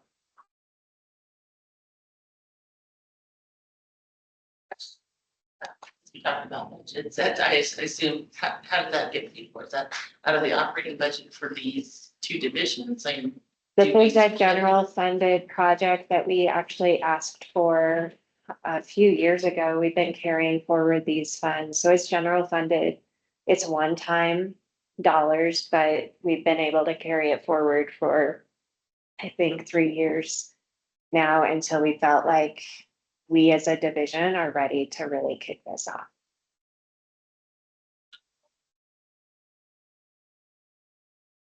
I have, unless there's any questions. It's a big deal. I can't make a March 3rd meeting, but I'm going to look at the, the operating, the SOW that you put together. Yeah, you can, excuse me, you can watch it on YouTube.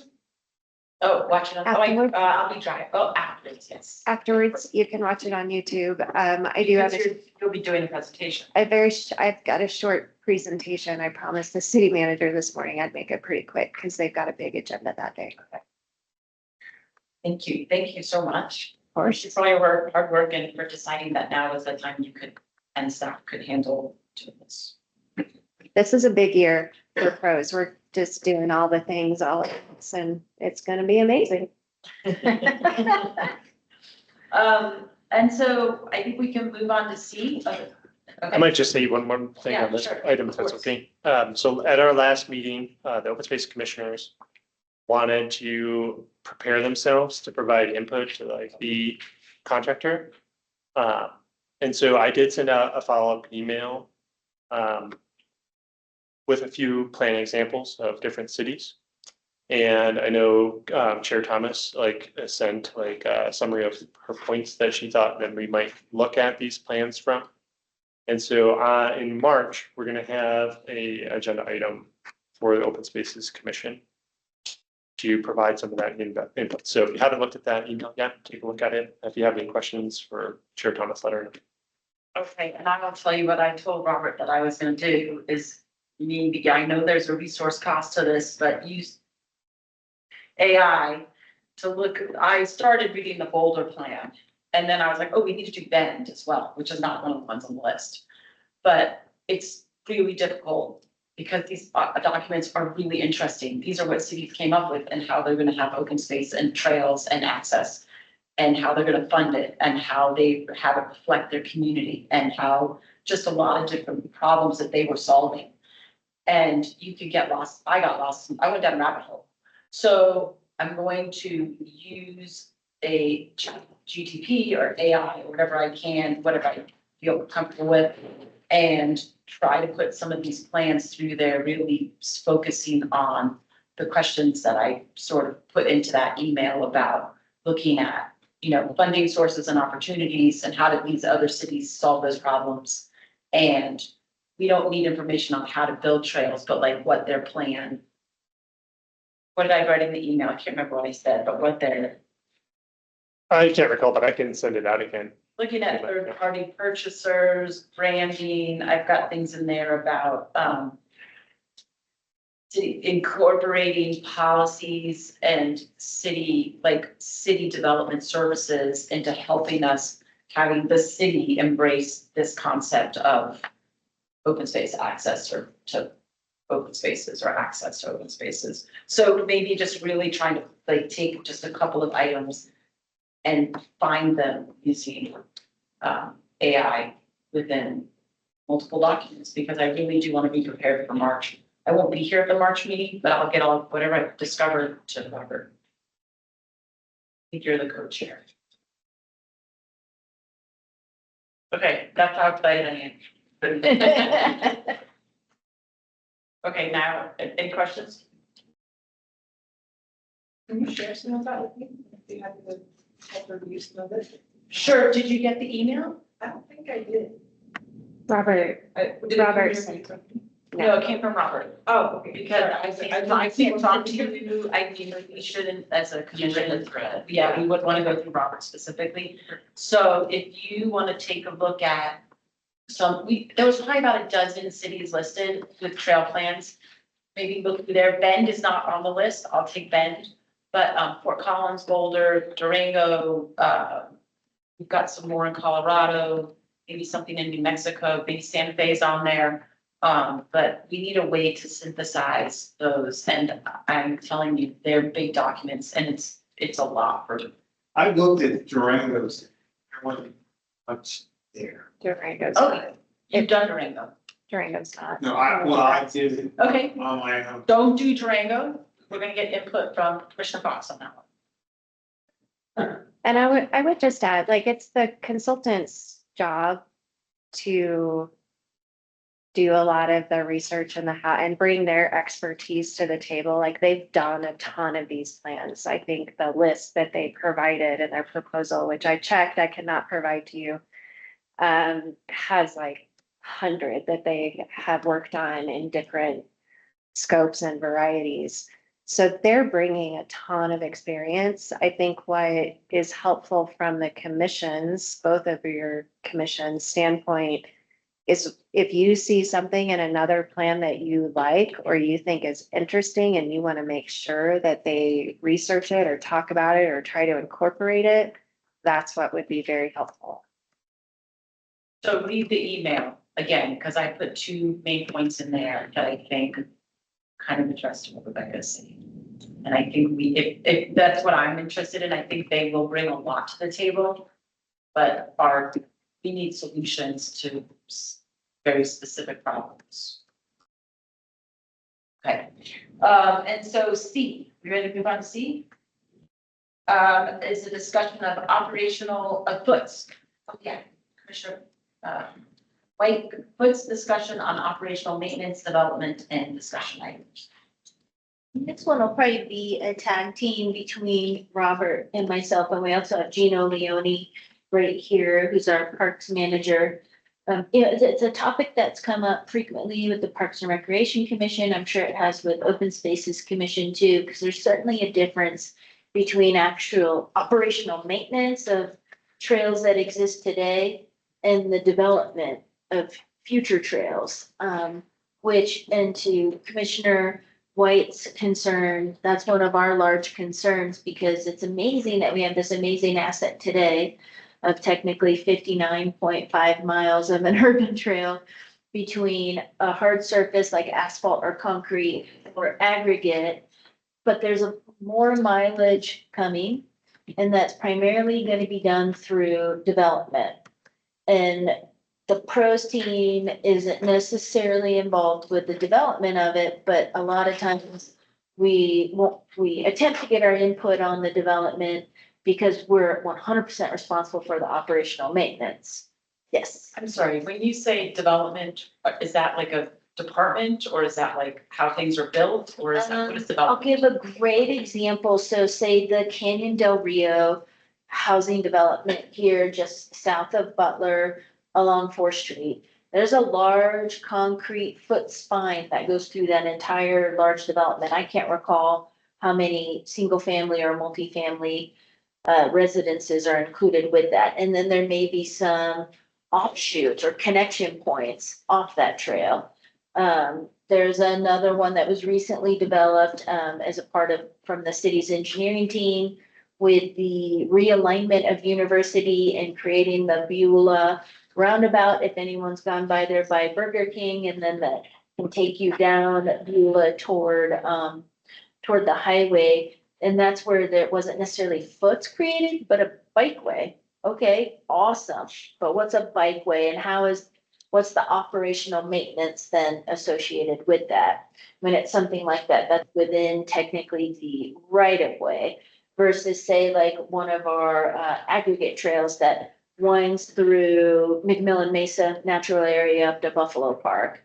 So that's the development piece of it. 'Cause we've had some of that inquiry from a Parks and Recreation Commissioner that's unfortunately not here today, inquiring about like, how do these new pieces of the trail get developed? And then what in the world happens with your budget to maintain this? And we just looked at what happens with the budget to maintain, and we had a hefty conversation on that, I believe in December with the Parks and Recreation Commission. And there's more mileage coming. And just for both commissions, reference need, especially since we just had a snow event, a hard surface urban trail, Gino's team's responsible for plowing. and relocating the snow off of it. We do not plow aggregate, and there's roughly 24 miles of a hard surface foots that exist today and 36 miles that are aggregate that make up just below that 60 miles. And what appears to be really coming fast through some of these private developments are hard surface. A lot of that. And now those private development hard surface trails that the city plows are public access for anybody. And that's where things can get a little wonky, honestly. And I do get an opportunity for the entire pros division to sit on the city's version of design review. So when those developments come in, if it's a trail that is functioning as a sidewalk first and foremost, and just happens to then be built 10 or 11 feet wide, but when that developer needed a sidewalk, I'm commenting that I think the adjacent property owner should be responsible for maintenance. Because also there's a great example with that Beulah roundabout. In order to plow that, we would have to enter an apartment complex's private parking lot approach just to get up on top of the bikeway to plow it. I don't think we need to be doing that. We need to be focused on those other pieces that are truly City of Flagstaff ownership. And why things can get wonky are, an easement could occur. Maybe through that development process, the city's asked for an easement for the trail because it's not through our City of Flagstaff owned property, private. So we need to have an easement in order to maintain something and to possibly construct it. There's a lot of factors to it, so it quickly can go into many different buckets on that development part, and that's what makes the operational maintenance of it really difficult. Yes. What's the city's preference when new developments are coming along? Do they want the paved? Do they want the concrete sidewalk? Do they want the aggregate? What is our best case scenario? I mean, and do Right. we want to suck? Do they need to put in their sidewalk infrastructure and then we still want a nice removed foots trail? You know, what is our priority? What's ideal kind of Yes. thing. You know, and I've struggled with that, and I think that's a great question, and I'm not 100% sure how to approach it, because we have this amazing asset that exists today with the 60 miles, but we didn't do an amazing job defining it. I take a look from my lens from maintaining it. I look at a Route 66 urban trail. It's a commuter trail, and that's why it's paved. It's also on the backside of a highway, technically, which isn't normal for our partners like ADOT. They're not into building sidewalks or urban trails, but it's there. And it's really to get individuals from point A to B, whether if you're on your foot or bicycle. And then you take a look at like the Karen Cooper trail segment that goes from downtown out to Cheshire, beautiful aggregate winding through a handful of neighborhoods. Would we define that as a commuter trail, or would we define that as more recreational? And that's where I think city staff really struggle, is we haven't defined these trail types within the urban trail envelope itself. And we're adding some new types with a bikeway. And I mean, I would think a bikeway then would be commuter-esque, but who knows, it might be more in a recreational mode of use. So I think until we define what they are, it's really hard to answer that question on what is ideal or what do we want.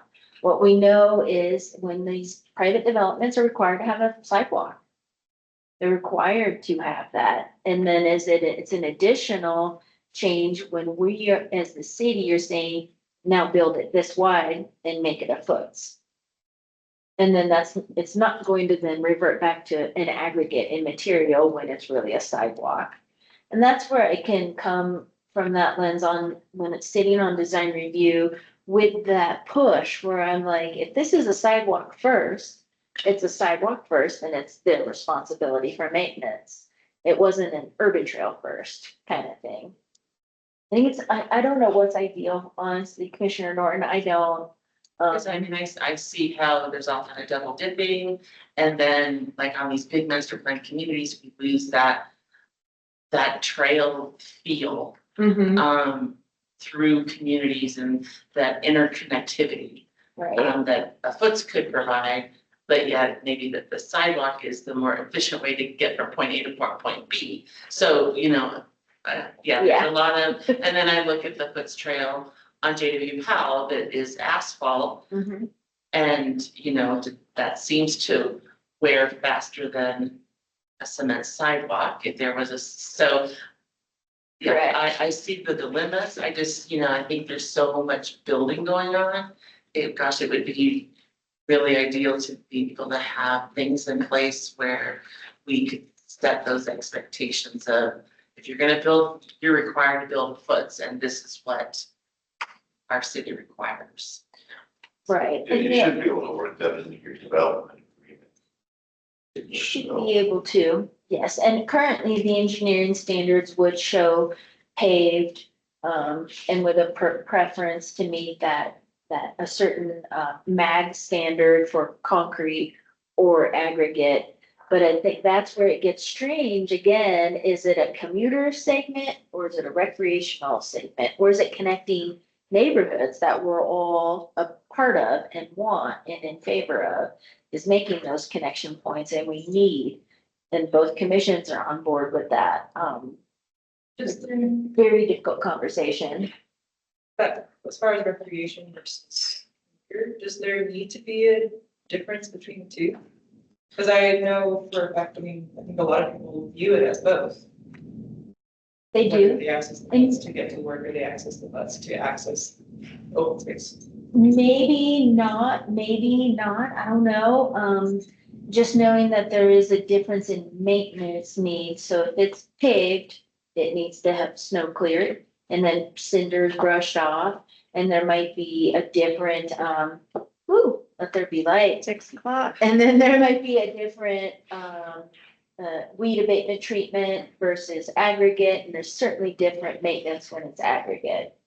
Is there a dollar amount per foot then, based on the different types that we know is maintenance required for each? We have recently created one as we start to talk about operations and maintenance holistically at the city. That includes roadways, storm drain, you name it. So we have created one. And we did do one for both a hard surface and aggregate. You touched on this briefly, I just want to make sure I understand it. For these trails that are constructed in private developments, are there design standards for those in terms of grade, drainage structures, et cetera? Yes, there are. Okay. Absolutely. That's gonna change your maintenance. Right. Sure. Okay. And I want to make sure we understand, we're talking about the Foots system. So a new development might also have trails within their development that are not Foots. We also, in open space especially, have trails that are not Foots, but they're very important trails. So we're even pros is growing into figuring out the different types of maintenance needed, not just on the 2 kinds of Foots that we have, well, 3 kind of. You got asphalt, concrete, and aggregate. And then we've also got single track. When we build Observatory Mesa, we'll have 40-inch wide trails for adaptive. We've got ADA trails that we're trying to establish, that we've already established at Buffalo Park. And we want to do more in open space. So we're growing into this as well on the maintenance side, but understanding that what PROS is focused on, other than within open space, there's definitely a trail planning and trail restoration element to that. And so Robert does work very closely with Carlton here, who is our transportation engineering friend. The parks operation is focused on maintenance. Amy is our representative on development review for all of the things. And also working with Carlton to try to make sure that what works for transportation engineering also works for us to maintain in the future, and it's very clear on who's gonna maintain it, or as clear as possible going into it. It's an interesting world, and as you noted, Commissioner White, not a lot of new funding coming for additional miles of trail or additional square feet even of trails. This is an urgent discussion with a lot of details that really need to be looked at right now, talked about right now, amongst the staff, but amongst Flagstaff Trail Initiative and other organizations that are really concerned about exactly what you're saying. That from a developer's point of view, trails are secondary. And it's obvious to them, that's what they're looking at, to build roads, to build access, to make sure they meet all the city codes as far as cul-de-sacs and all that kind of thing. But I think a lot of us who've been involved with this for a long time agree, I think, with the sentiment of the community that the urban trail system is an asset. And it never would have happened without that first step. And that first step was simply, we need recreational trails to connect all areas of the city. And they function also as transportation elements for nearby things, not from one side of the city to the other side, but from this community to this school, or from this community to Buffalo Park or somewhere else. Now that it's big as it is, we need to address a number of problems, but the basic problem is, I think what you're saying is definitions. And we need to get those definitions down soon, and those definitions have to be part of any development that's going on. The development, what is it, Pine, the one that just has a draft plan out now, Pine Canyon? No. Pine Canyon, Canyon Del Rio, Juniper Point, which I could go through the list. The one you shared with us at the quarterly meeting of the trails. Catchy name, STL 340, so that's the old state land, that's the STL. Yeah. The That 340 particular acres left. development first uses roads as a way to put the trail on. That's not the essence of it, and that's not what I think our community really appreciates about the food trail system. Yes, transportation sometimes and all that kind of thing, that's very important. But as far as their neighborhood is concerned, that particular development luckily had the Arizona Trail going through them. And as such, that's the idea of how to plan the community and to plan a trail system in the community.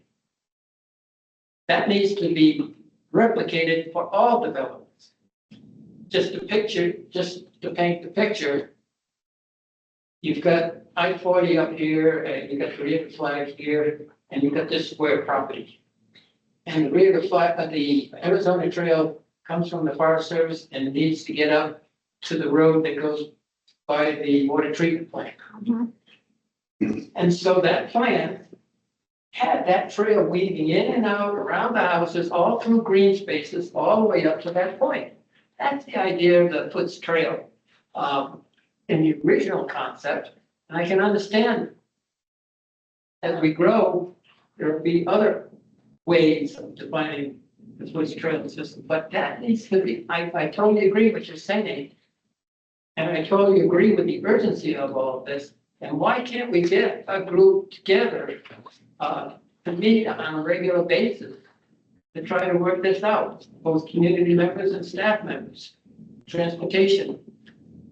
Well, I think there are groups working, I mean, not to step too far out of my lane, but I mean, there are two commissions under the Transportation Commission, the Bicycle Advisory and Pedestrian Advisory, and Councilmember Spence also sits on, is liaison to those commissions, correct? And so like, I'm sure he's hearing what we're saying and can take that to them. And I think one point of us bringing this up at this joint meeting today is really to understand where Prose's lane is, and it's in maintenance. And to a degree, planning in terms of connections and connectivity and moving forward the 10-minute access. We are supported in the planning realm in engineering.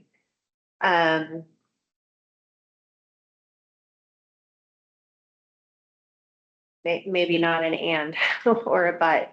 I might just leave it there. Like that's where Prose tries to keep our focus. There are a lot of really smart people like Carlton and others that are working on that planning aspect. You all also worked very hard on the regional plan, which is a huge planning document that sets those policies.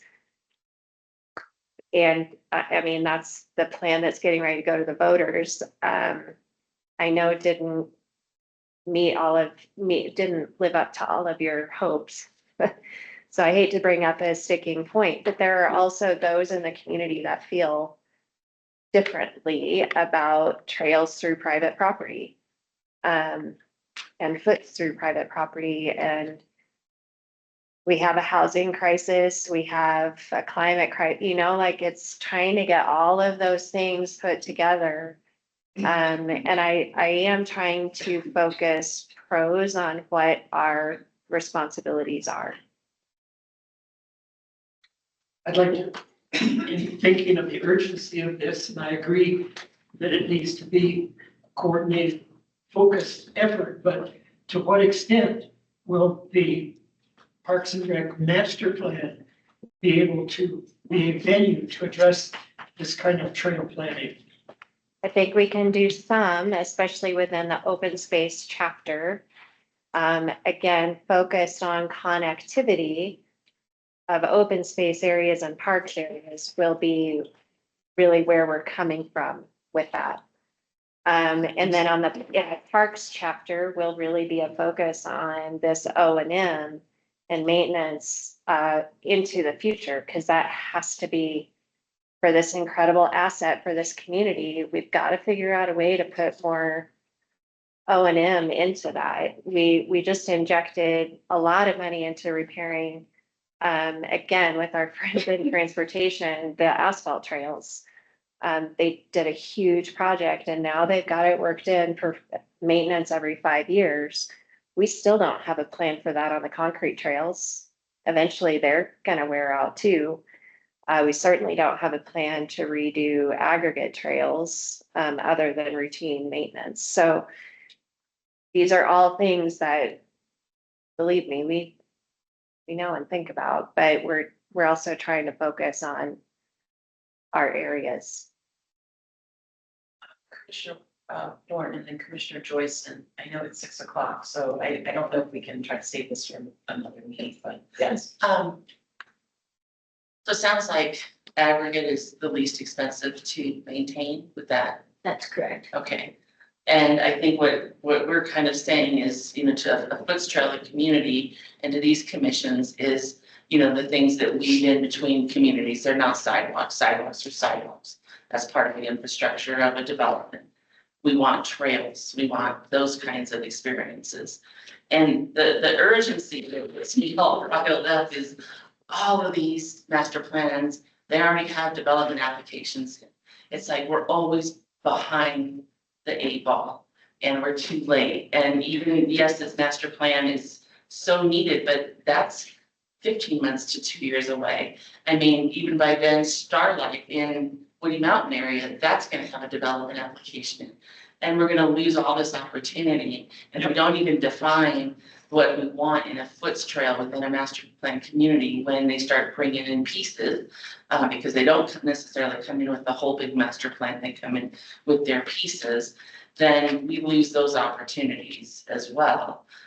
So I don't know if that's like, is that something that has to come out of the code analysis project? Do we have to make those definitions part of code, part of building code? I mean, I just see this. Yeah, I know Mess. we're trying to wrap this up, but I will say there is the council adopted active transportation master plan. Puts in a lot of, and I don't know, Carlton, if you want to talk about that just very, very quickly, but that's a council adopted plan that has the maps of where these trails should go and Foots Trail, right? Like it's got, go ahead. Yeah, it's not just in policy, it's on the maps and the active transportation master plan. So we have something to. And those maps are within the regional plan as well, so they have a little more connected to them there. And we updated them for the next regional plan, but a lot of development got in just ahead of the next regional plan for various other reasons, usually than foots, I guess, but still that it's shown, there's alignment shown. There's a lot of complexities with some of the property owners don't want us getting into details, whereas of where to show it. So then maybe we do need a bit more written policies versus map ideas of where we want it, but it's all kind of in there and then we try to negotiate it from there. Could you just introduce yourself for the minute? Oh, sure. Yes. Yeah, kind of. Carlton Johnson, I'm a transportation planner. I've been around in this position coming up on 2 years, so not Martin's replacement necessarily. I've just been working with Martin and now he's gone. So I'm all by myself. And to supplement what Carlton said, it's excellent that we do have, within reason, some desired locations of future foot segments that go through these private developments. But what's not defined is the type of service. And I think that's where Commissioner Norton, you were headed, and that's where, that's my mind blows up too. Cause I'm like, oh my gosh, without this stuff defined, if I'm a developer, and just like what Carlton said, I'm gonna usher in however I want to see my development instead of how maybe our community think, when they think of our urban trail system, I don't think they think of like this Route 66 segment, long sidewalk that's 4.5 miles long. They think I of, think they did. some Actually, do, a lot of without a people- doubt. I've had people tell me that they are okay buying property over in Lower Greenlaw because they can use Bigfoot's trail along with 66 to get downtown. So Yeah, it's a big corridor, for definitely- sure. And there's a large one that goes through NAU with that spine and then hopefully connects through downtown. I know Commissioner Joyce, you had a question. I guess a few questions and thoughts to share with respect to that comment about the services and people wanting to live near areas that have that access. That's where the lines, I think, get so blurred between recreation and commuting, because I personally would prefer more of like a paved trail system, just because then that makes it easier for plowing, so that the trail's usable throughout the entire year. So if the biking and pedestrian commissions are trying to make a more walkable 10-minute city 12 months a year, then it needs to be an accessible trail that they can, without slipping on ice, hopefully navigate. My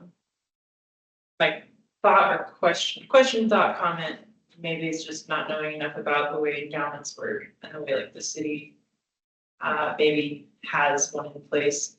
I don't know. But could the developers who own these large swaths of land be required to pay into an endowment fund for maintenance? So what that is called, I believe, with municipal and private development, we currently do not have that in Flagstaff with the impact fees. It is something that the city as an organization is discussing for the future.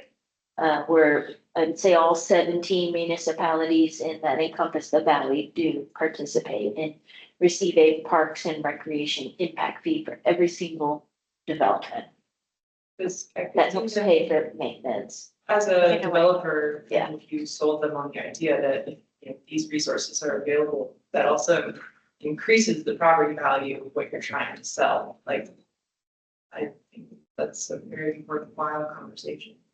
So I think that'll come up in some of our urban and some of our planning documents that we are gonna be working on as a commission. I mean, I call it mitigation. So, but there's pushback again, I mean, there's just, well, then that's less property for building homes on and we have a housing crisis. So it's a little bit of a sticky wicket here, but, it's certainly something that is going to be something we all will be talking about at this commission because of the necessity of maintaining the character of why people want to live and stay in Flagstaff if they can. I mean, there's questions of housing availability, housing crisis, but a lot of the new developments aren't going to be priced for people who are in crisis. And then you have developments like the one on, it's on Oak Street up in Nova, where it's incomplete. There's no garages, there's no easy access or parking or, you know, facilities around those houses, but these boxes plopped into a parking lot. Doesn't make But, yeah. I'd like to make one more point, kind of going back to my earlier point. When we go through a development process, we're offered incentives to do certain transportation related things. Bus is one of them. And all these developments go through a process. They have to get their plat approved. That comes through council. And if you would look at that, and you also have to approve the development agreement. So a lot of this can all be worked out without conditions. It can be coming to council and development services and just state that this is, if you're doing a funds trail, you're required to do a funds trail on certain development. We'd say what that funds trail is, who's going to maintain it. As far as segment goes, if it's a multi-year build out, you could stipulate that under your development agreement that has to be built out 100% in some form or another. Maybe future developments are maybe the gravel portion, but if where it's actually built, that is in asphalt or concrete or whatever. So that can all come through a development agreement and fine. The only issue with that, Chair Parsons, is a development agreement expires. Yep. So to have maintenance language in a development agreement is a poor decision. So I think what the city maybe needs to embark on is a maintenance agreement outside of that development agreement, since they do expire. If there's going to be maintenance scope of work determination from that. So it's not these commission's responsibility to make sure that building projects get approved with which trails in there. I just want to make sure we know that. Correct. And I kind of want to bring this meeting to a close. I think it's really important we're all on the same page as to the necessity of this conversation. But if we could put it on a future agenda, I'm not sure what part of the agenda, but maybe the Open Space Commission kind of needs to sort of know maybe how they can help with next steps. But I really think that's going to evolve in our plan that's going to take place in the next 15 months. And unfortunately, that may not be as quick as we want because there's future projects coming in. So we have other discussions about how we make these things possibly happen faster, and David Spence, Commissioners, Councilmember Spence can help us with that. I'm not sure, but I don't think we can solve this problem this evening. Right. Okay. I will try. Okay, nobody has been advocate, so that is great. So we have a few more things that, Councilmember, Anthony Garcia liaison report update, but I don't think he's on the Correct. call. Councilmember Spence, do you have an update? Well, I've been listening carefully and I've been on the council just a little over a year. I think I have dried off behind the ears. I've gotten my feet wet, and as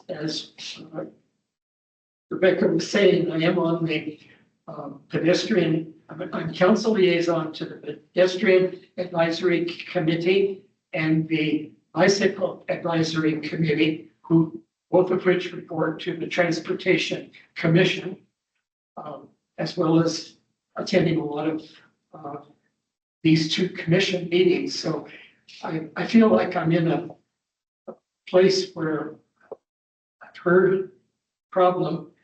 I'm not sure I know how to solve it.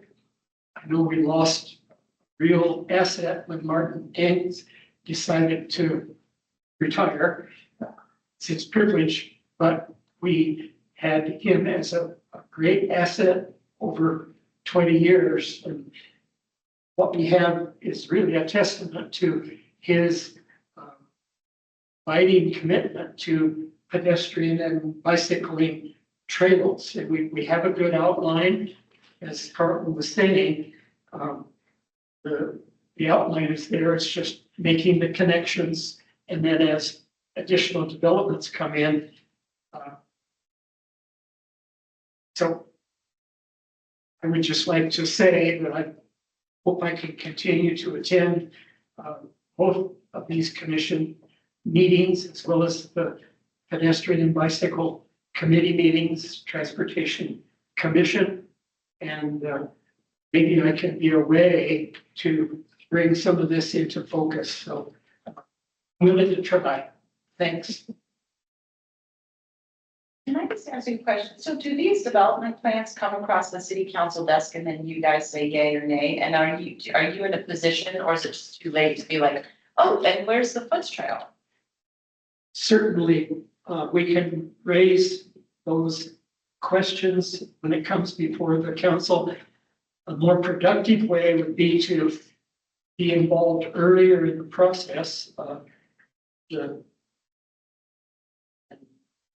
Get my head around what those earlier processes are on development agreements. So I would have to dig into that. By the time it gets to the city council, it's pretty much a done deal. Developers have chosen the amenities that they're willing to put in order to get approval of their development plan. In terms of climate action, affordable housing, trails, meeting all the city code for sidewalks and stormwater drainage. It's a very complex process. And by the time it gets to council, it's pretty much a package that is up or down. And there's always the opportunity for council members to say, wait a minute, there's a big piece that's missing here. I'm going to vote against. But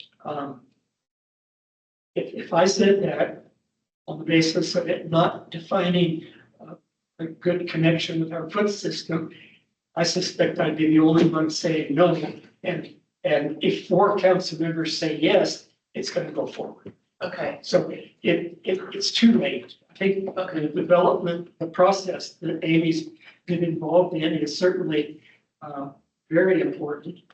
Early on, try to get the developer to buy in to what our master plan is.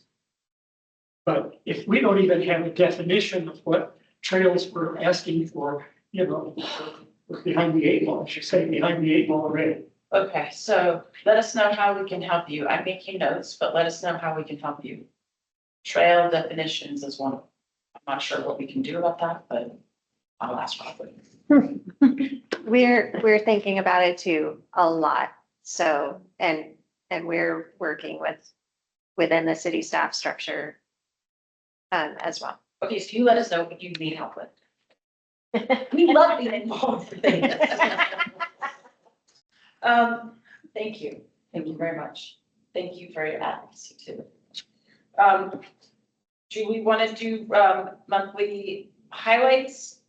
Do we want to conclude this meeting? All I would say is that our January newsletter is attached. Yeah. Okay. Just move on. January newsletter is attached, informational items to and from commissioners and staff. Commissioner Norton. One thing for me, and actually just to add on to what he was saying, P and Z and city council sees less and less because of legislative changes. They don't see plats, they don't see a lot of development plans. It's almost all done administratively.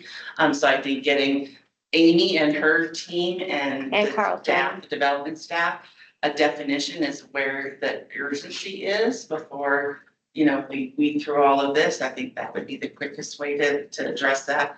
But I will share with you just on Wednesday, one of the few things that P and Z stuck us to do is hear rezoning cases.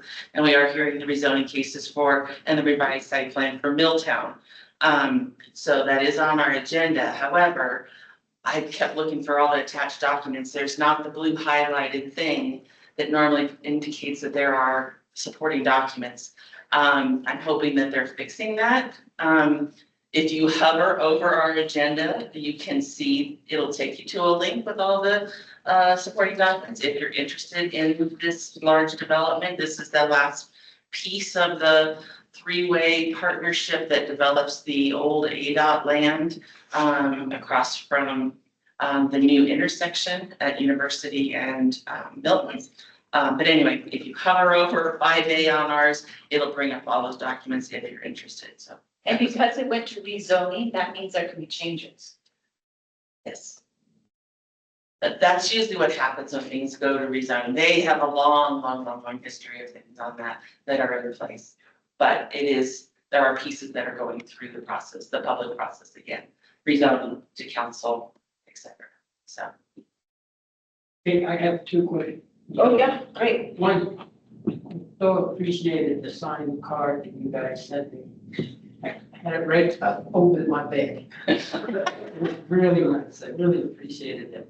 The other thing I'd like to say is, on the second Tuesday of March in 1986, March was when council elections happened back then.